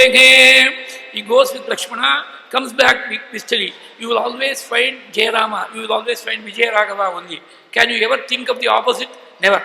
In fact, even for those who worship Rama, there is no parabhava, there is no defeat. There is only Jaya, there is only victory for even those who worship Rama. What to speak of the Lord himself? Na abhijitya nivartate. He does not come back with empty hands. He always comes with Jaya. He always comes with victory. And while coming back, the citizens used to gather on the royal seats to have a vision of their Rama. And he used to personally inquire each one of them about their welfare. Pauran swajanaman nityam kushalam pariprichati. What we call in today's context as grassroots level connect. That is what Rama practiced. All these principles, whether they pertain to the governance of a country or whether they pertain to administration or management, all these are to be found in incipient form in the Ramayana. He used to go and personally inquire about the welfare of each citizen. Pauran swajanam nityam kushalam pariprichati. Mind you, it was not a mere empty formality. It was as if he was inquiring about one of his own family members. Swajanam nityam kushalam pariprichati. There are two verses which deserve our attention despite the speed at which we are forced to see these gunas. Two verses, they require a stop at this point. Vyasaneshu manishyanam vrisham bhavati dukkitaha. If at all somebody was suffering, somebody was visited by sorrow, he would become extremely sad to see the sorrow of the citizens. That is perhaps natural. In a person who has got a tender heart, who is compassionate by nature, you are moved by the sorrow of others. The next verse is even more striking. Utsaveshu cha sarveshu vrisham bhavati. Utsaveshu cha sarveshu piteva paritushyati. When people were visited by prosperity, there was not the slightest tinge of jealousy. On the contrary, he rejoiced at the prosperity of others as a father would rejoice in the prosperity and the increasing fortunes of his own progeny. He was rejoicing like a father would do in the case of a victory or a success visited upon his son. Piteva paritushyati. This is the example given in the Vedas themselves. The Vedas says, the Taittiriya Samhita says, after offering oblations of ghee, what we call as ajyam, the ghee that is extracted from the butter that comes from the cow's milk, that is called ajyam. After partaking of this oblation, you must protect this yajamana, the person who has offered this oblation, who is called the yajamana, you must protect him as a father would protect his son. These are the words of the Veda. Piteva putram abhirakshata dimam kritam pitva madhucha rugavyam piteva putram abhirakshata dimam.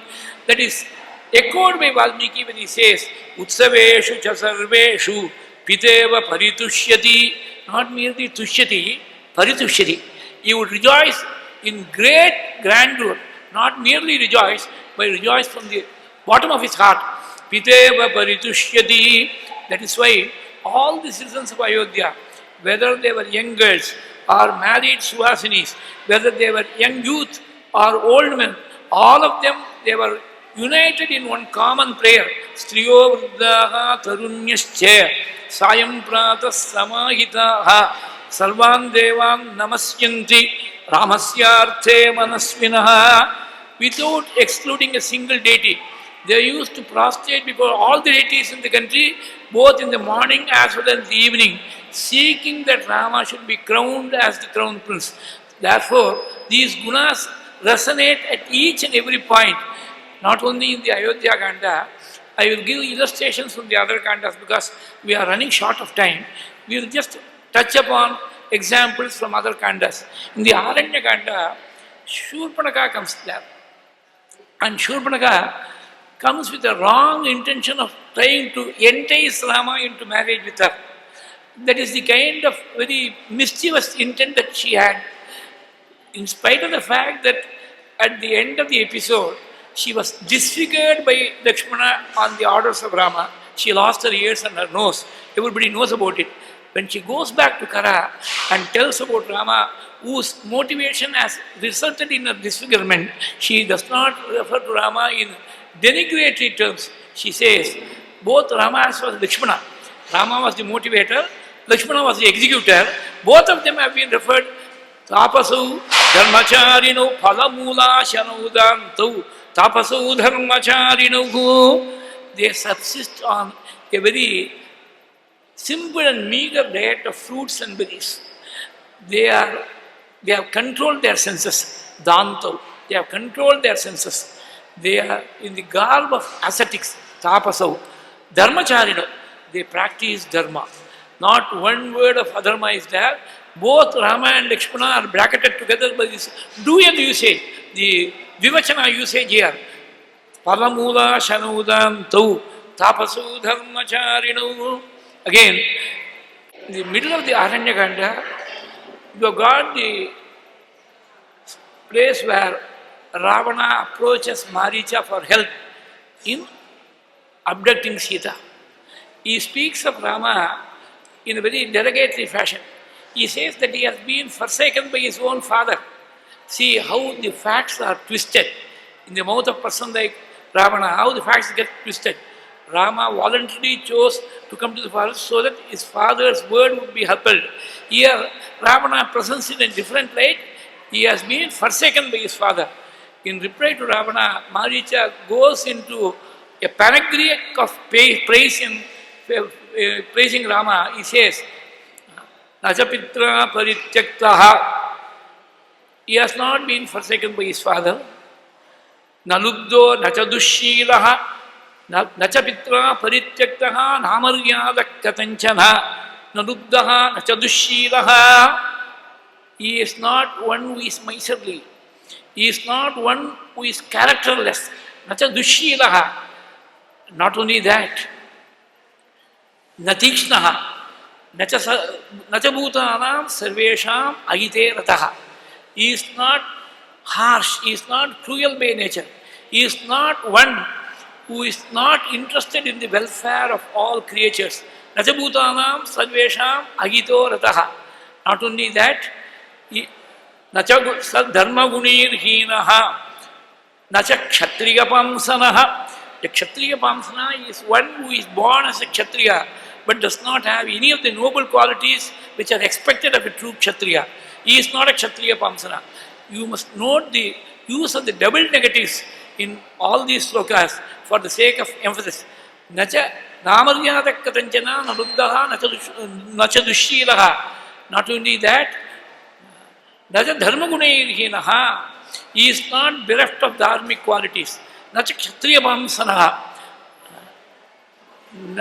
Natikshnaha. Nacha bhutanam sarvesham agite rataha. Kausalyanandavardhanaha. He again uses this word Kausalyanandavardhanaha. Not only that, na vidvan na jitendriyaha. He is not bereft of scholarship. He is not bereft of self-control. Na abhijitendriyaha. He has perfect mastery over his senses. Anutam dushrutam chaiva naivam tvam vaktumargasi. Whatever you have been complaining about Rama, the litany of complaints that you have placed before me, either they are untrue or you have misheard and you have misinterpreted to your own advantage. Anutam dushrutam chaiva naivatvam vaktumargasi. Having said what Rama is not, now he says what Rama is. I will tell you who Rama is. Ramo vigrahavam dharmaha sadhuhu satyaparakramaha raja sarvasya lokasya devanam maghavan ive. Rama is the very embodiment of dharma. This is to be found in the Ayodhya Kanda also, in the 46th Sarga of the Ayodhya Kanda. There, the citizens of Ayodhya, they are fast asleep. They are camped by the banks of the Sarayu. Rama, in a gesture of going to sleep, he has just laid himself down. Lakshmana and Sumantra alone, they are awake. At that time, Lakshmana was talking to Sumantra about the immaculate virtues of the Lord. The Lord is elder to Lakshmana only by 2 days, by 48 hours. On Punarvasu, you have Rama Avatara. On the next day of Pushya, Bharata Avatara. On the third day, when Aslesha Nakshatra is in the ascendant, we have got the birth of Lakshmana and Shatrugna. He is older to him by only 48 hours, but Lakshmana is unable to see him as merely his elder brother. He says, Sakshat Dharmam Ivastitam. When he saw the supine figure of Rama laying down on the earth, he was able to see only as the very incarnation of Dharma, not even the incarnation of Vishnu, but the incarnation of Dharma. Sakshat Dharmam Ivastitam. That is echoed by Maricha. Mind you, Maricha did not have any occasion to move closely with Rama to judge that he was the incarnation of Dharma. That is the important thing to be noted there. Lakshmana was there throughout. So it is not a surprise that Lakshmana finds an embodiment of Dharma in Rama. But Maricha, he was at the receiving end of Rama's arrows. He was given the punishment of his life. It was a miracle that he survived, and that too because of the grace of the Lord he survived. Otherwise he would not have survived. That Maricha, he has been separated by time by the space of 25 years. Last 25 years he has not seen Rama at all. He saw Rama when he was a stripling lad of 12 years. After that, 12 years were spent in happy dampatya by the Lord in Ayodhya and 13 years in Vanavasa. So there is a gap of 25 years. In the 14th year, Ravana approaches Maricha for his help in abducting Sita. After 25 years of not seeing Rama, yet the thought of Rama never left Maricha. The Rama Bana, see, it slew the evil but salvaged the evil doer. Those were the words of Professor Shankaranaran, which were quoted earlier a couple of days back. He slew the evil that was in Maricha, but he salvaged the evil doer to such an extent that the arrows which pierced Maricha, they did not result in punitive punishment. They resulted in corrective punishment. The correctional justice. There are two streams of justice in today's jurisprudence. There are two schools of thought. One is punitive, but the punitive school of thought is an outdated one. The modern way is to punish a person so that he is corrected, he is given a chance to reform himself. So Rama's arrow was the first example of corrective punishment, of corrective jurisprudence or reformative jurisprudence. They reformed even a hardcore sinner and hardcore Rakshasa like Maricha. He was transformed by the arrow of the Lord to sing the praises of the Lord, become a great devotee of the Lord Rama. He says, Ramo Vigrahavam Dharmaha. He is the very personification of Dharma. Ramo Vigrahavam Dharmaha. Dharma is a quality. It is an elusive quality. For most of us, it is elusive because first of all, we do not know what is Dharma. What is Adharma in a given situation? We are unable to decide what is Dharma, what is Adharma. Let alone seeing the form of Dharma, you cannot even, as a concept, we are unable to understand which is the correct Dharma. If that Dharma were to come in human form, you cannot think of Dharma in any other form other than the form of Sri Rama. Ramo Vigrahavam Dharmaha. At the same time, he is tender in heart, he is a sadhu. But when it comes to protecting Satya, his valor will be on full display. Sadhu Satya Parakramaha. You try to abject Sita from Rama. You think that Rama has been banished to the forest. He does not have an empire of his own. Mind you, he is not the emperor of Ayodhya alone. He is not the emperor of Kausalesha. He is the emperor of the entire universe. Sadhu Satya Parakramaha Raja Sarvasya Lokasya Devanam Maghavanive.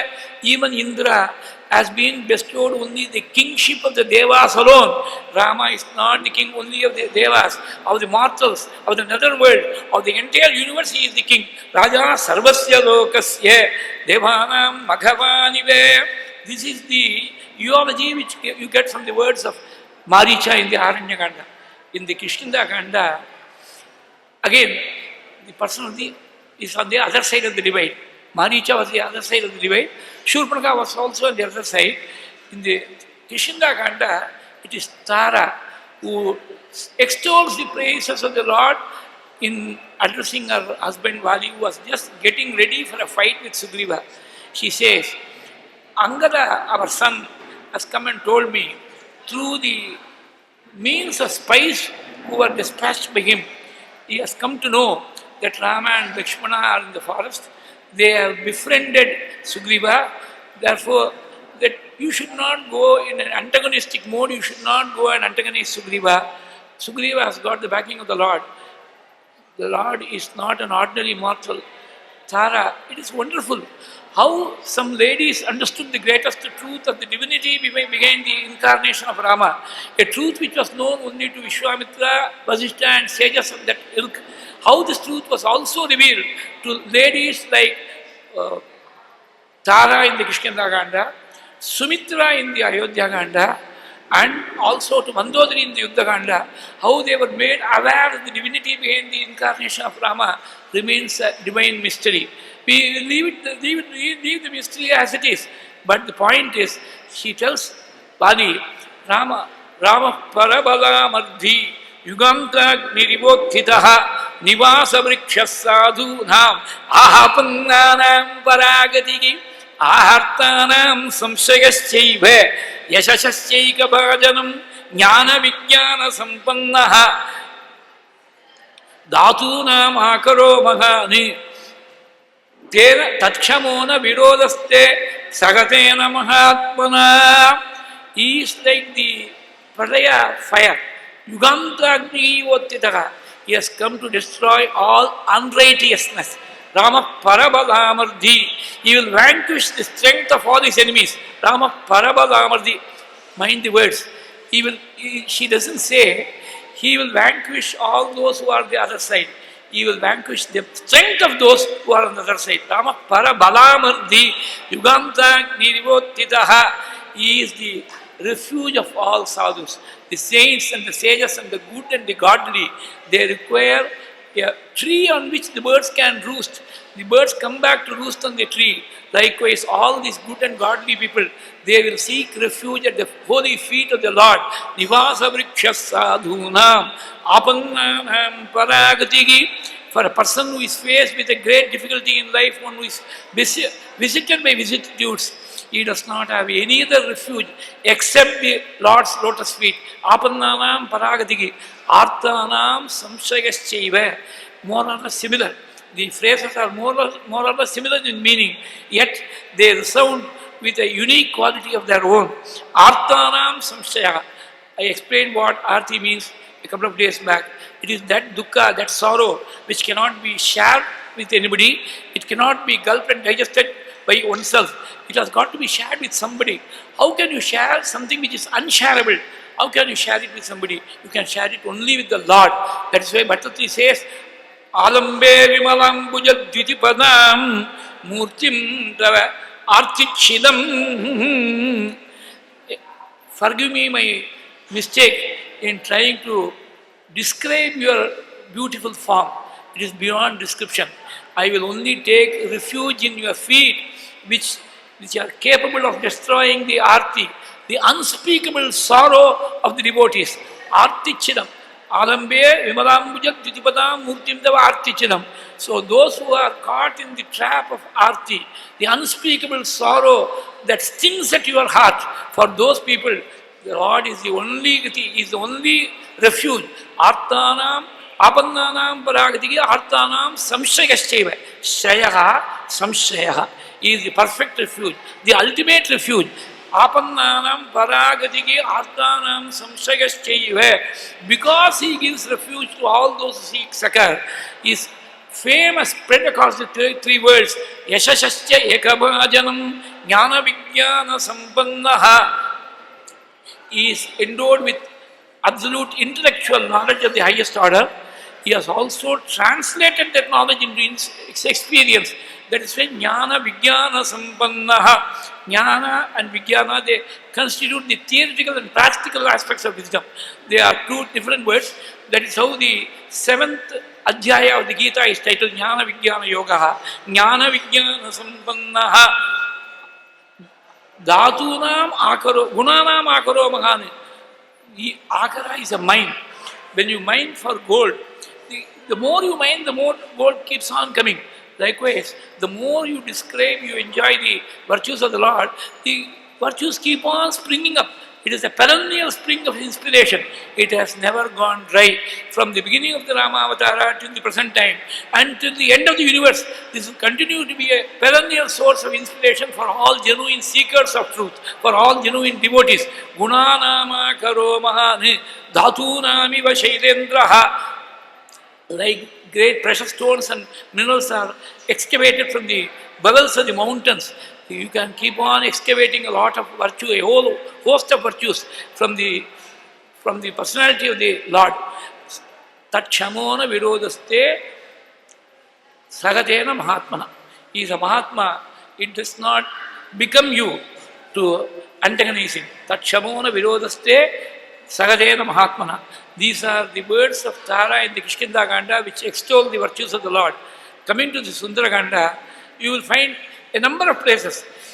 Ramayana has been narrated, or rather the aspects of Rama, the virtues of Rama have been recounted times without number in the Sundaraganda, at least 2 or 3 times before the Angulya Pradhana, and afterwards also the sorrow of Rama on separation from Sita has been described in vivid terms to Sita by Anjaneya. At one point he says, he is effulgent like the sun, but without the heat of the sun.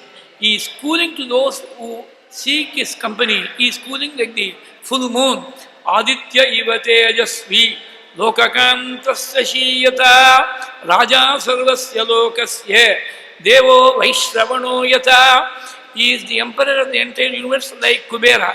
Why Kubera should be brought into the picture is because Kubera is the only person to be addressed as Maharaja in the Vedas. Kuberaja Vaishravanaya Maharajaya Namaha. That is the Vedic utterance. That is echoed in the words of Valmiki. Devo Vaishravanu Yatha Vikramena Upabandhascha Yatha Vishnuhu Mahayashaha. In Vikrama or valor, he is equal to Trivikrama himself. Vikramena Upabandhascha Yatha Vishnur Mahayashaha Satyavadi Madhuravak Devo Vachaspatir Yatha. There was occasion to refer to this sloka earlier in today's discourse itself. He was a speaker of truth who was also able to communicate the truth without hurting anybody. That's why a pleasing presentation of the truth. Perhaps Rama alone could have done it. Nobody else, you cannot think of anybody else. I used to say always, it is appropriate to remember at this juncture. In Krita Yuga, it was Brihaspati, the guru, the preceptor of the gods, who was capable of this. In Treta Yuga, Rama embodied this unique quality in himself. In Kali Yuga, my Gurunatha, my Manasika Gurunatha, Shengadipuram Dikshara, he was an embodiment of this. He was able to speak the truth because he made all these qualities of Rama his own by constant recounting of the Ramayana all across the length and breadth of this country. He imbibed all those qualities and made them their own. He was a speaker of truth because only a speaker of truth can utter words which will never fail. I have experienced, our family has experienced how his words came to truth in various occasions. We have seen in our own family. So it is not a knowledge which is born out of book reading or from external sources. It is a knowledge born out of personal experience. He was a speaker of truth, and in his entire public career of more than 50 years as a Pravachanakarta of the highest order, the Upanyasa Chakravarti, not a single instance could anybody point out a word, a wrong word which hurt anybody. It was always Madhuravang was one of the titles conferred on him. Though all the titles were appropriate to him, this particular title was most appropriate. There was an occasion, and when 25 years had passed after his Mahasamadhi in 1969, in 1994, on the completion of 25 years, there was an inspiration to compose an Ashtottara in his memory, in his praise, which was given to this speaker to compose by the divine will. There was a couple of slokas were written as a Dhyana sloka for the Ashtottaram, which have been included in the Dhyana sloka in day-to-day discourses. There was a great Veda with a Shukla Yajurvedi, the Pitamaha, Bhishma Pitamaha of all Shukla Vedis in Ambattur. Recently, a few years back, he passed away at the very ripe age of more than a century. His name was Brahmashri Parashurama Ganapadigal. When I was giving discourses in Ambattur every year, he used to come and grace the stage almost till the very end. Last 1 or 2 years, he could not come because of his advanced age and failing health. Otherwise, he used to come. When he heard these Dhyana slokas, he came to me and told me, I have moved with your Gurunatha very closely. You have captured the heart of your Gurunatha by the word Ajnata Katubhashana. He was one who never knew a bad word, a hurting word was totally alien to him. How this quality came to him? Because of his worship of Rama, because of his constant Parayana and Pravachana about Ramayana. All the virtues of the Lord came to abide in him also. So, Satyavadi Madhuravak. At this juncture, I must take this opportunity to offer my Sashtanga pranams and prostrations to the great doyen of Upanyasakas, the great Upanyasa Chakravarti, the one and the only Upanyasa Chakravarti. All the other things, there are so many other great people. With all respect to them, he was the one who showed the path for Upanyasa. This is the way this Upanyasa should be conducted. He was a trailblazer in the field to this great Guru whose grace has made it possible for me to deliver all these discourses. But for his grace, I am absolute zero. To that great Guru, I offer my Sashtanga pranams, not only on my own behalf, on behalf of all the devotees who have gathered here, because we are all indebted to him for showing that Ramayana and Bhagavata can be related to the modern world with a great amount of devotion, so that they endear people to the heart of the Lord and endear the Lord to the heart of the people. He was the man who showed this, the Mahaburusha who showed this way, who trailblazed this path. He is reminded by the word Satyavadi Madhuramak Devo Vachaspatir Yatha Rupavan Subhaga Srimani Kandarpa Ivamurtimani. What happens when all these virtues, they accumulate inside the heart? The face is the index of the mind. The face became so pleasant in countenance. He looked as if the very Manmata, the god of love, Cupid, embodied himself in the face, in the form of Rama. Kandarpa Ivamurtimani Rupavan Subhaga Srimani Kandarpa Ivamurtimani Sthanakrodha Prahartache Sreshto Loke Dhanushmataham. He knew where to exercise his anger. Sthanakrodha Prahartache Sreshto Loke Dhanushmataham. He was the best of the archers in the field. Not only that, the entire world sought refuge not in Rama, not in the prowess of his arms, but in the shadow of his arm. Bahuchayam avashtabdaha yasya loko mahatmanaha. Knowing fully well that so long as Rama was there in the vicinity, Ravana, for that matter, nobody could approach you. Ravana, by an act of deceit, saw to it that Rama was separated from you and he abducted you, Divine Mother. For that great act of deceit, for that great conspiracy, Ravana is going to pay the price, and you are going to see that. Bahuchayam avashtabdaha yasya loko mahatmanaha apakrishya ashrama padat mrigarupena raghavam shunye yena panitasi tasya drakshasi yat padahu. Not only that, not only while addressing Sita, while addressing Ravana also, Anjaliya goes into raptures while describing the qualities of Rama. He says, in the three worlds, across the three dimensions of time, past, present and future, you may search the entire world, you will not find one single entity who can stand up to Rama in battle. Sarvabhuteshu sarvatre sarvakaleshu nasti saha yo Ramam pratyudhyeta Vishnutulya parakramam. The equivalent verse in Kamban to parallel this sloka is this. Moolamum naduvu meerum illadormum mittaya kadamum kanakkanitha karanam kaividendi Shulamum tigiri shangum karagamum turandu tollai alum alarum velli poruppum vittu Ayodhi Vanda. If you go to the Kambaramana, you will find innumerable instances equaling Valmiki, where the virtues of the Lord have been extolled time and time again. Because in the Ayodhya Ganda, you said, the citizens say, in the words of Kamban, Shila Marku Undagatte. Shila is character. Forget about his knowledge. Forget about his intellectual prowess. Neelama Mugiranandam Arihudan Niraivanika Shila Marku Undagatte. His Shila is incomparable. Again in the Kishkinda Ganda, when Vadi is smitten by the arrow of the Lord, he pulls out that arrow and sees, not fully but partially, to reveal the name of Rama inscribed on the arrow. Then he says, this is a time of agony, of unbearable pain, where the fatal arrow has struck the heart of Vadi. He should be cursing the person who sent this arrow flying. Instead of cursing, he goes into a rapture of devotion and says, that which constitutes the Moola Mantra for the entire world, that which will cure the disease of samsara, that great mantra called Rama, that was what Vadi saw when he pulled that arrow and saw, he saw that which provides succor for the entire samsaric bondage. That is what he saw. Moolamum Naduvameeram in the Sundaraganda. Here in Kishinaganda, Mummaishaludagakella Moolamandirathai Tammaye Tamarkanalkum Taniperum Padathai Tane Immaye Elmai Noikum Marundini Rama Yenum Shammisher Naman Thanne Kangadil Teriyakandahan Shamishir Namam Tanni. It is not an ordinary name. It is a very greatest mantra in the world. Mummaishan Ulagakalla Mula Mandiratte Tammaye Tamarkirogum, a mantra which should offer the Lord himself to the devotee.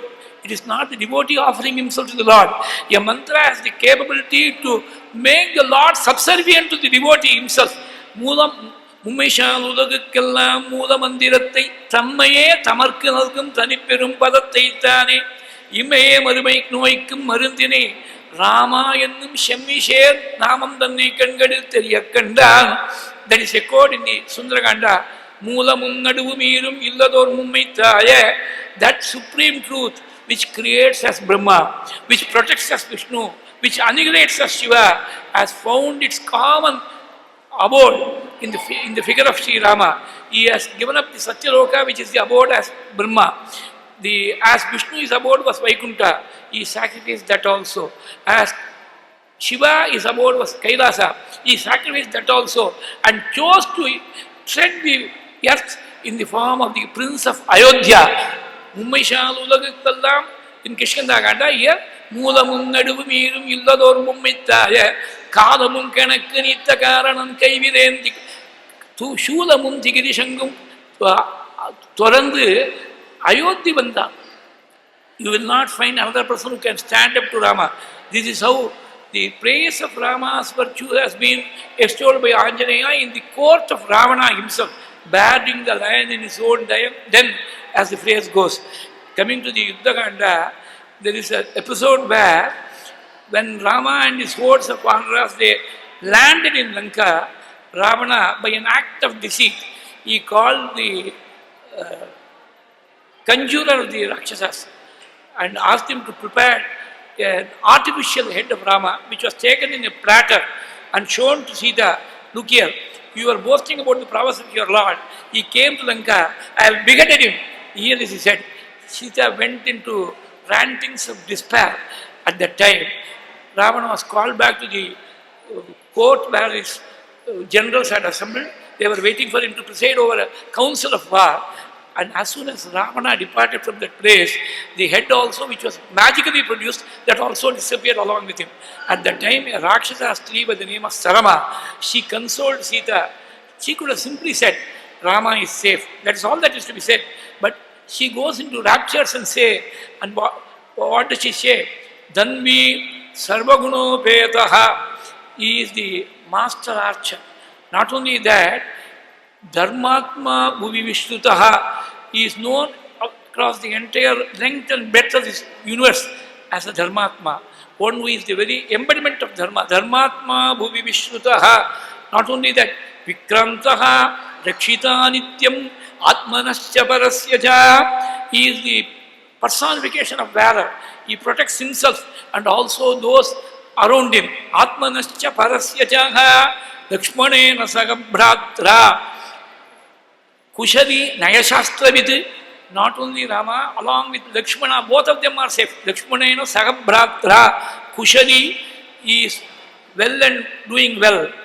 Nayashastra. Naya is the science of tact and diplomacy. To be able to handle things with finesse. Nayashastra. So, he is not dead. He is always well, doing well. Namritaha Raghavaha Site Shriman Shatrunibargana. Raghava lives. He is not dead. Don't worry. There is a profusion of epithets in praise of Rama from the words of Sarama, who was a Rakshasi by herself. All these places, from the Balakanda to the Yuddhakanda and even the Uttarakanda, if you go and search, you will find almost every other sloka abounds in the virtues of the Lord. That is why this 5-day discourse was titled as Rama Guna Anubhavam. We are trying to experience what would have been the state of virtue. That virtue was such that it eschews the vice of all the people who worship Rama. Smrita Sarvaganashanaya Namaha. One who even remembers Rama for a moment, all his sins are wiped off. That is why it is said in the Sankalpa, it is said, Manasam Vachikam Papam Karmana Samparjitam Sri Rama Smaranenaiva Vyapogati Samsheha. By the very thought of the Lord Rama, all these sins are purified. That is the radiance of virtue. That is the potency of his virtue. That vice does not have a toehold to stand in front of this virtue. That is the greatness of Rama. Why have these virtues been recounted time and time again? It is only for one reason. We keep on hearing the Ramayana every year, particularly during the Ramanavami season. Now, take an effective working period of about 50 years, from the time you are 20 to about 70, when you are fairly active, till about 20 years you are not in a position of maturity to appreciate this. From 20 to 70, about 50 years, every year, every Ramanavami comes very near to our Tamil New Year, a few days before or after it comes. It is a spiritual New Year which begins with the date of Ramanavami. So, having heard of all these virtues of Rama, we must make a solemn resolve, a pious resolve, which will be fulfilled by the grace of the Lord, that every year we must try to cultivate at least one virtue and make it our own. If you do that, if you eschew one bad habit, if you are able to cultivate one good quality, think of this, 50 faults will disappear over 50 years, 50 virtues will be cultivated over 50 years, so that we will leave the planet a much, much better place than it was when we were born. That is the real reason why these virtues have been recounted time and time again, so that we may be able to draw inspiration from these virtues and elevate ourselves from being mere Nara to being Narayana, from being mere Purushas to Mahapurusha, as Rama himself was has been referred to in the Bhagavatam. He becomes a Mahapurusha. When you cultivate these virtues of head and heart, when you cultivate these Atma Gunas, this is the Daiva Sampat which has been narrated by Krishna to Arjuna. He practiced all these Daiva Sampat in Rama Avatara, then only he preached about Daiva Sampat in Krishna Avatara in the Gita. Daivasura Sampat Vibhaga Yoga is the name of the Adhyaya. So Daiva Sampat must be cultivated so that we are lifted from the level of ordinary mortals to divine level, which is our real nature. Before we conclude this Rama Guna Anubhava, in keeping with custom and tradition, I will chant the slokas pertaining to the Pattabhisheka, so that not only the virtues will be inspired by Rama, but he will also stand enthroned in our hearts, not only in Ayodhya, not only in Kosal Desha, and not only in Ayodhya on Monday, he will be enthroned in all our hearts, so that you don't have to necessarily go to Ayodhya. You must definitely go and see the magnificent temple which has come up within a very short span of time. But more important than that, you must see that Rama is enthroned here in the heart, so that we can exclaim with Sadashiva Brahmendra, Kherati Mama Hridaya Shri Rama. That must be the level to which we must elevate ourselves. The Rama Pattabhisheka has been described in the 131st chapter of the Yuddha Kanda in the MLG edition. The waters, sacred waters, were brought from 500 different rivers and 4 oceans across the 4 corners of the earth. There is a tradition among the Karnataka and Andhra Brahmins. When they recite their Abhivadi, they start with a prefatory sloka, Chatusagara Paryantam Go Brahmanebhyaha Shubham Bhavatu. So it goes to show, from the time of Rama till the present day, 4 oceans in the 4 corners of the earth have been recognized. Chatusagara Paryantam Go Brahmanebhyaha Shubham Bhavatu. Those 4 oceans, they contributed their waters. They were brought with the speed of Vayu, with the speed of Garuda. They were brought in golden pots by various Vanaras. And Vasishtha, who has been the preceptor of the Ikshvaku race for 40 generations, he was waiting for this particular moment when he would be blessed enough to coronate the Lord himself. He was an absolute embodiment of purity. Prayataha. Prayataha means one who is pure. Unless you are pure, unless you are totally pure, you cannot approach the Lord. So, Vasishto Vamadeva Vasya Jhabadi Ata Kashyapa. Vasishta Vamadeva Jhabadi Kashyapa. Katyayana, Swayagya, Gautama, Vijaya. These 8 Brahmarshis, they took the sacred waters of all the rivers and the oceans and they performed the Pattabhisheka of Rama, who was seated on the throne along with his royal consort Sita. May that Sita Rama Dampati also find their permanent home in the hearts of all devotees. Tatassa prayato vruddhaha vasishto brahmani saga Ramam ratnamaye pite sagasitam niveshayati Vasishto Vamadevascha Jabadiki Atakashyapaha Katyayana Suyagyascha Gautamo Vijayastata Abhyashincham Naravyagram Prasannena Sugandhina Salirena Sahasraksham Vasavo Vasavam Yata Ariyane Anumantanga Ankadam Udaivalvanga Baradam Venkudaika Vippa Irvarum Kavaripatra Virishai Kuradiyonga Vendayur Shadagan Manmai Marabulor Koduppa Vangi Vasitane Punindan Mauli Bolo Raja Ramachandra Murti ki Jai. Apart from the 3 languages of Sanskrit, English and Tamil, let us also have an admixture of our national language. Let us say Bolo in Hindi. Bolo Raja Ramachandra Murti ki Jai. Janaki Kanta Smaranam Jai Jai Rama Rama. Over the last 5 days, you have all congregated here with great devotion, with utmost sincerity of purpose. You have been listening to the glories of the Lord. May that Lord Sri Sita Ramachandra Murti bestow upon all the listeners, both physical and digital listeners, all the auspicious things in life with longevity of life and prosperity through dharmic means. May all the Sumangalis be blessed with Dirgha Saumangalya, with unfailing health, and above all, total, absolutely unquestioning devotion to the lotus feet of the Lord, so that in due time we may be all emancipated from this samsaric bondage. To the members of the Astika Samaj, led by Brahmashri Sitaram Iyer, who have made this discourse series possible, and also the various series to be conducted from tomorrow onwards. To the members of the Asi Samaj, let them be blessed, let their families be blessed with all that is good and great in life by the grace of the Lord. If at all there has been a single moment where your hearts have been touched by the devotion to the Lord, there is only one reason. I do not know of any other explanation. My Manasika Gurunatha, about whom I spoke a few minutes earlier, who has found eternal abidance as a sannyasi who reached Siddhi in the small kshetra of Chinna Tirupati near Salem. His grace has been the main reason for my ascending this Vyasapita. His grace and the grace of the centenarian sage Mahaswami of Kanchi, whose grace has touched the speaker also, as it has touched millions of people all over the country and even abroad.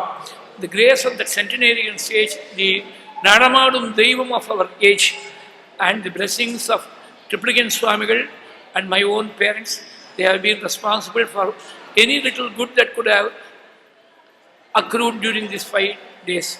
On behalf of all the devotees and my own behalf, I offer my countless prostrations at the lotus feet of the Gurus and seek that the Guru's grace must constantly guide and inspire us in all our families, in all our dharmic activities from moment to moment. The Lord makes us speak. Without His grace, not a single straw will move.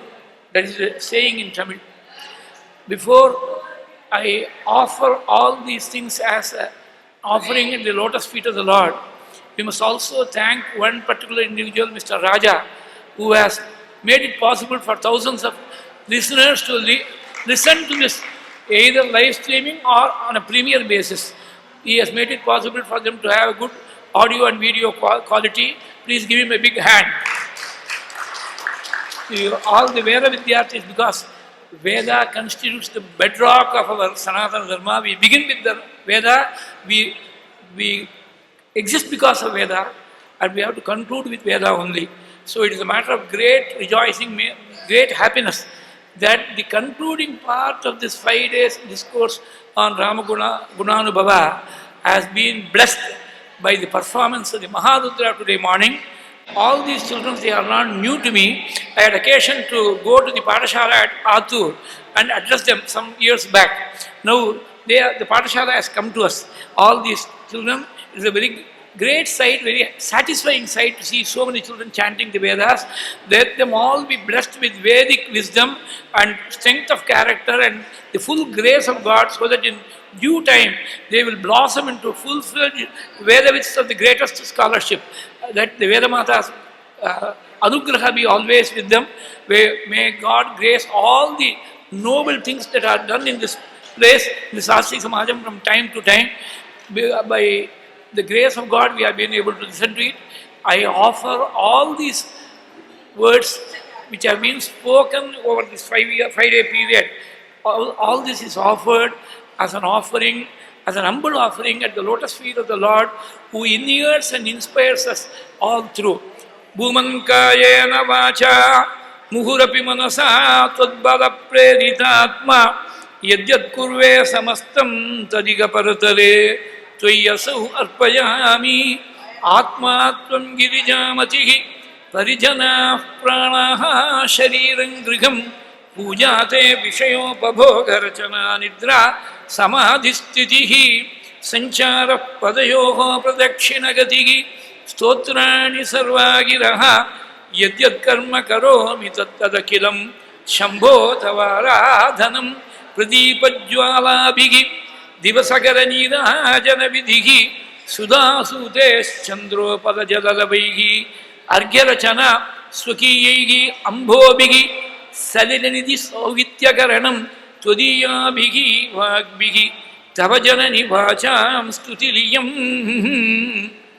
Mr. Kamakoti, who was in a very senior position in the corporate world, has chosen to dedicate his life for the propagation of Dharma by starting this Atur Pathashala along with the various other trustees. The other trustee, Mr. Vaidyanathan, also was here. I saw him at the beginning of the discourse. They happen to be personal friends of mine. Please give him a big hand so that the grace of God and Vedamata will continue to enable the Pathashala to grow from strength to strength, so that a lot of Vedic scholars are produced from the portals of that Veda Pathashala. Ayigiri Nandini Nandita Medini Vishwa Vinodini Nandinute Girivara Vindhya Shirodhini Vasini Vishnu Vilasini Jishnunute Bhagavati Geshiti Kanta Kutumbini Bhuri Krute Jaya Jaya He Mahishasura Dini Ramnyakapal Dini Shaina Sute. This live streaming and premiering has been enabled through the good offices of the Jagadguru Trust, who have been organizing all these online programs. A representative of the trust, Mr. Shivakumar, who also happens to be a very close friend of mine, rather a brother of mine, he is there today along with his son. Please give him a big hand so that the good activities of the Jagadguru Trust may also grow from strength to strength. Ayi dina dayalu daya kripayaiva tvaya bhavitavyamume ayi jagato janani kripaya siyatanu sitatanulate ayi dina dayalu daya kripayaiva tvaya bhavitavyamume ayi jagato janani kripaya sitatanulate Yaduchitamatra bhavachurari kuruta durutapamapa kurute Jaya Jaya He Mahishasuramardini Ramyakapardini Shaina Sute Padapatadadarana Moda Paripurnam Jiva Mukha Deva Jana Sevana Palangrim Rukshabhava Mokshakrita Dikshani Javiksham Vatapura Nathamima Matanugridabje Mrityagana Patyudita Nutyuchita Modam Spashtamidam Ashtakama Dushtakharanargam Adaratam Adhidaya Shunyam वातपुरनाथमिममातनुहृदब्जे अनन्तरामाख्यमखिप्रणीतं स्तोत्रं पठेद्यस्तु नरस्त्रिकालं वातालयेशस्य कृपाबलेन लभेत सर्वाणि च मङ्गलानि नारायण नारायण नारायण नारायण नारायण नारायण नारायण नारायण नारायण नारायण नारायण नारायण नारायण नारायण नारायण नारायण मंगलम कोसलेन्द्राय महनीय गुणात्मने चक्रवर्ती तनूजाय सार्वभौमाय मंगलम. This is the smart rendering of the Mangala Shloka. The Vaishnavite version goes something like this. Mangalam Kosalendraya Mahaniya Gunabdhaye is the very ocean of virtue. Because we have been dealing with these gunas, Anantakalyana gunas. Mahaniya Gunabdhaye. Mangalam Kosalendraya Mahaniya Gunabdhaye. Chakravarti Tanujaya Sarvabhaumaya Mangalam.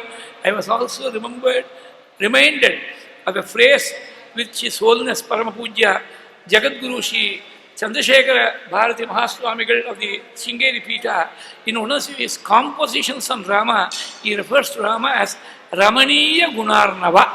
The endearing qualities, he is the ocean of endearing qualities of virtue. So that may those virtues also be practiced by us. That is grace, allow us to practice and fulfill ourselves the purpose of life.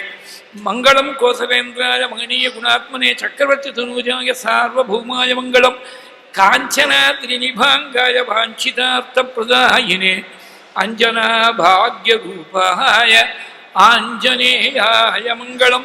मंगलो मस्करीन्द्राय महनीय गुणात्मने अनंतरामगतके श्रवणानंददायिने शुकशास्त्रस्वरूपाय पारायण फलाय च रामचंद्राश्रयाख्याय संयमीन्द्राय मंगलम. जानकीकान्तस्मरणं जय जय राम राम. गोपिका जीवन स्मरणं गोविंद गोविंद. हर हर नमः पार्वतीपतये. हर हर महादेव. श्री सद्गुरु स्वामिनः जय. आंजनेय स्वामिनः जय. स्वस्ति प्रजाभ्यः परिपालयन्तां न्याय्येन मार्गेण महीं महीषाः. गोब्राह्मणेभ्यः शुभमस्तु नित्यं. लोकाः समस्ताः सुखिनो भवन्तु. कायेन वाचा मनसा इन्द्रियैर्वा बुद्ध्या आत्मना वा प्रकृते स्वभावात् करोमि यद्यत् सकलं परस्मै नारायणायेति समर्पयामि. त्वदीयं वस्तु राजेन्द्र तुभ्यमेव समर्पये. तेन त्वदङ्घ्रिकमले रतिं मे यच्च शाश्वतीं. यदक्षरपदभ्रष्टं मात्रा हीनं तु यद्भवेत् तत्सर्वं क्षम्यतां देव नारायण नमोऽस्तु ते. विसर्गबिन्दुमात्राश्च पदपादाक्षराणि च न्यूनानि चातिरिक्तानि क्षमस्व पुरुषोत्तमा.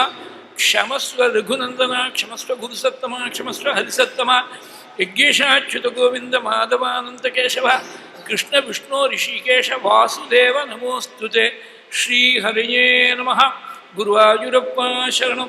नारायण अखिल गुरो भगवन्नमस्ते. वासुदेवा कामाक्षि गुरुमूर्ते त्वां नमामि कामाक्षि. गुरुवर्य पादुके शरणं. त्वदीयं वस्तु गोविन्द तुभ्यमेव समर्पये. तेन त्वदङ्घ्रिकमले रतिं मे यच्च शाश्वतीं. त्वदीयं वस्तु राजेन्द्र तुभ्यमेव समर्पये. तेन त्वदङ्घ्रिकमले रतिं मे यच्च शाश्वतीं. साकेतनिलयाय सनकमुनिपूज्याय सरयूनदीतीर विहरणाय राकेन्दुवदनाय रम्यगुणनिलयाय राजाधिराजाय राघवाय जयमङ्गलो नित्य शुभमङ्गलम्. नवनीतचोराय नन्दादिगोपगोरक्षिणे गोपिका वल्लभाय नारदमुनीन्द्रनुत नामधेयायते नारायणानन्दतीर्थ गुरवे जयमङ्गलो नित्यशुभमङ्गलम्.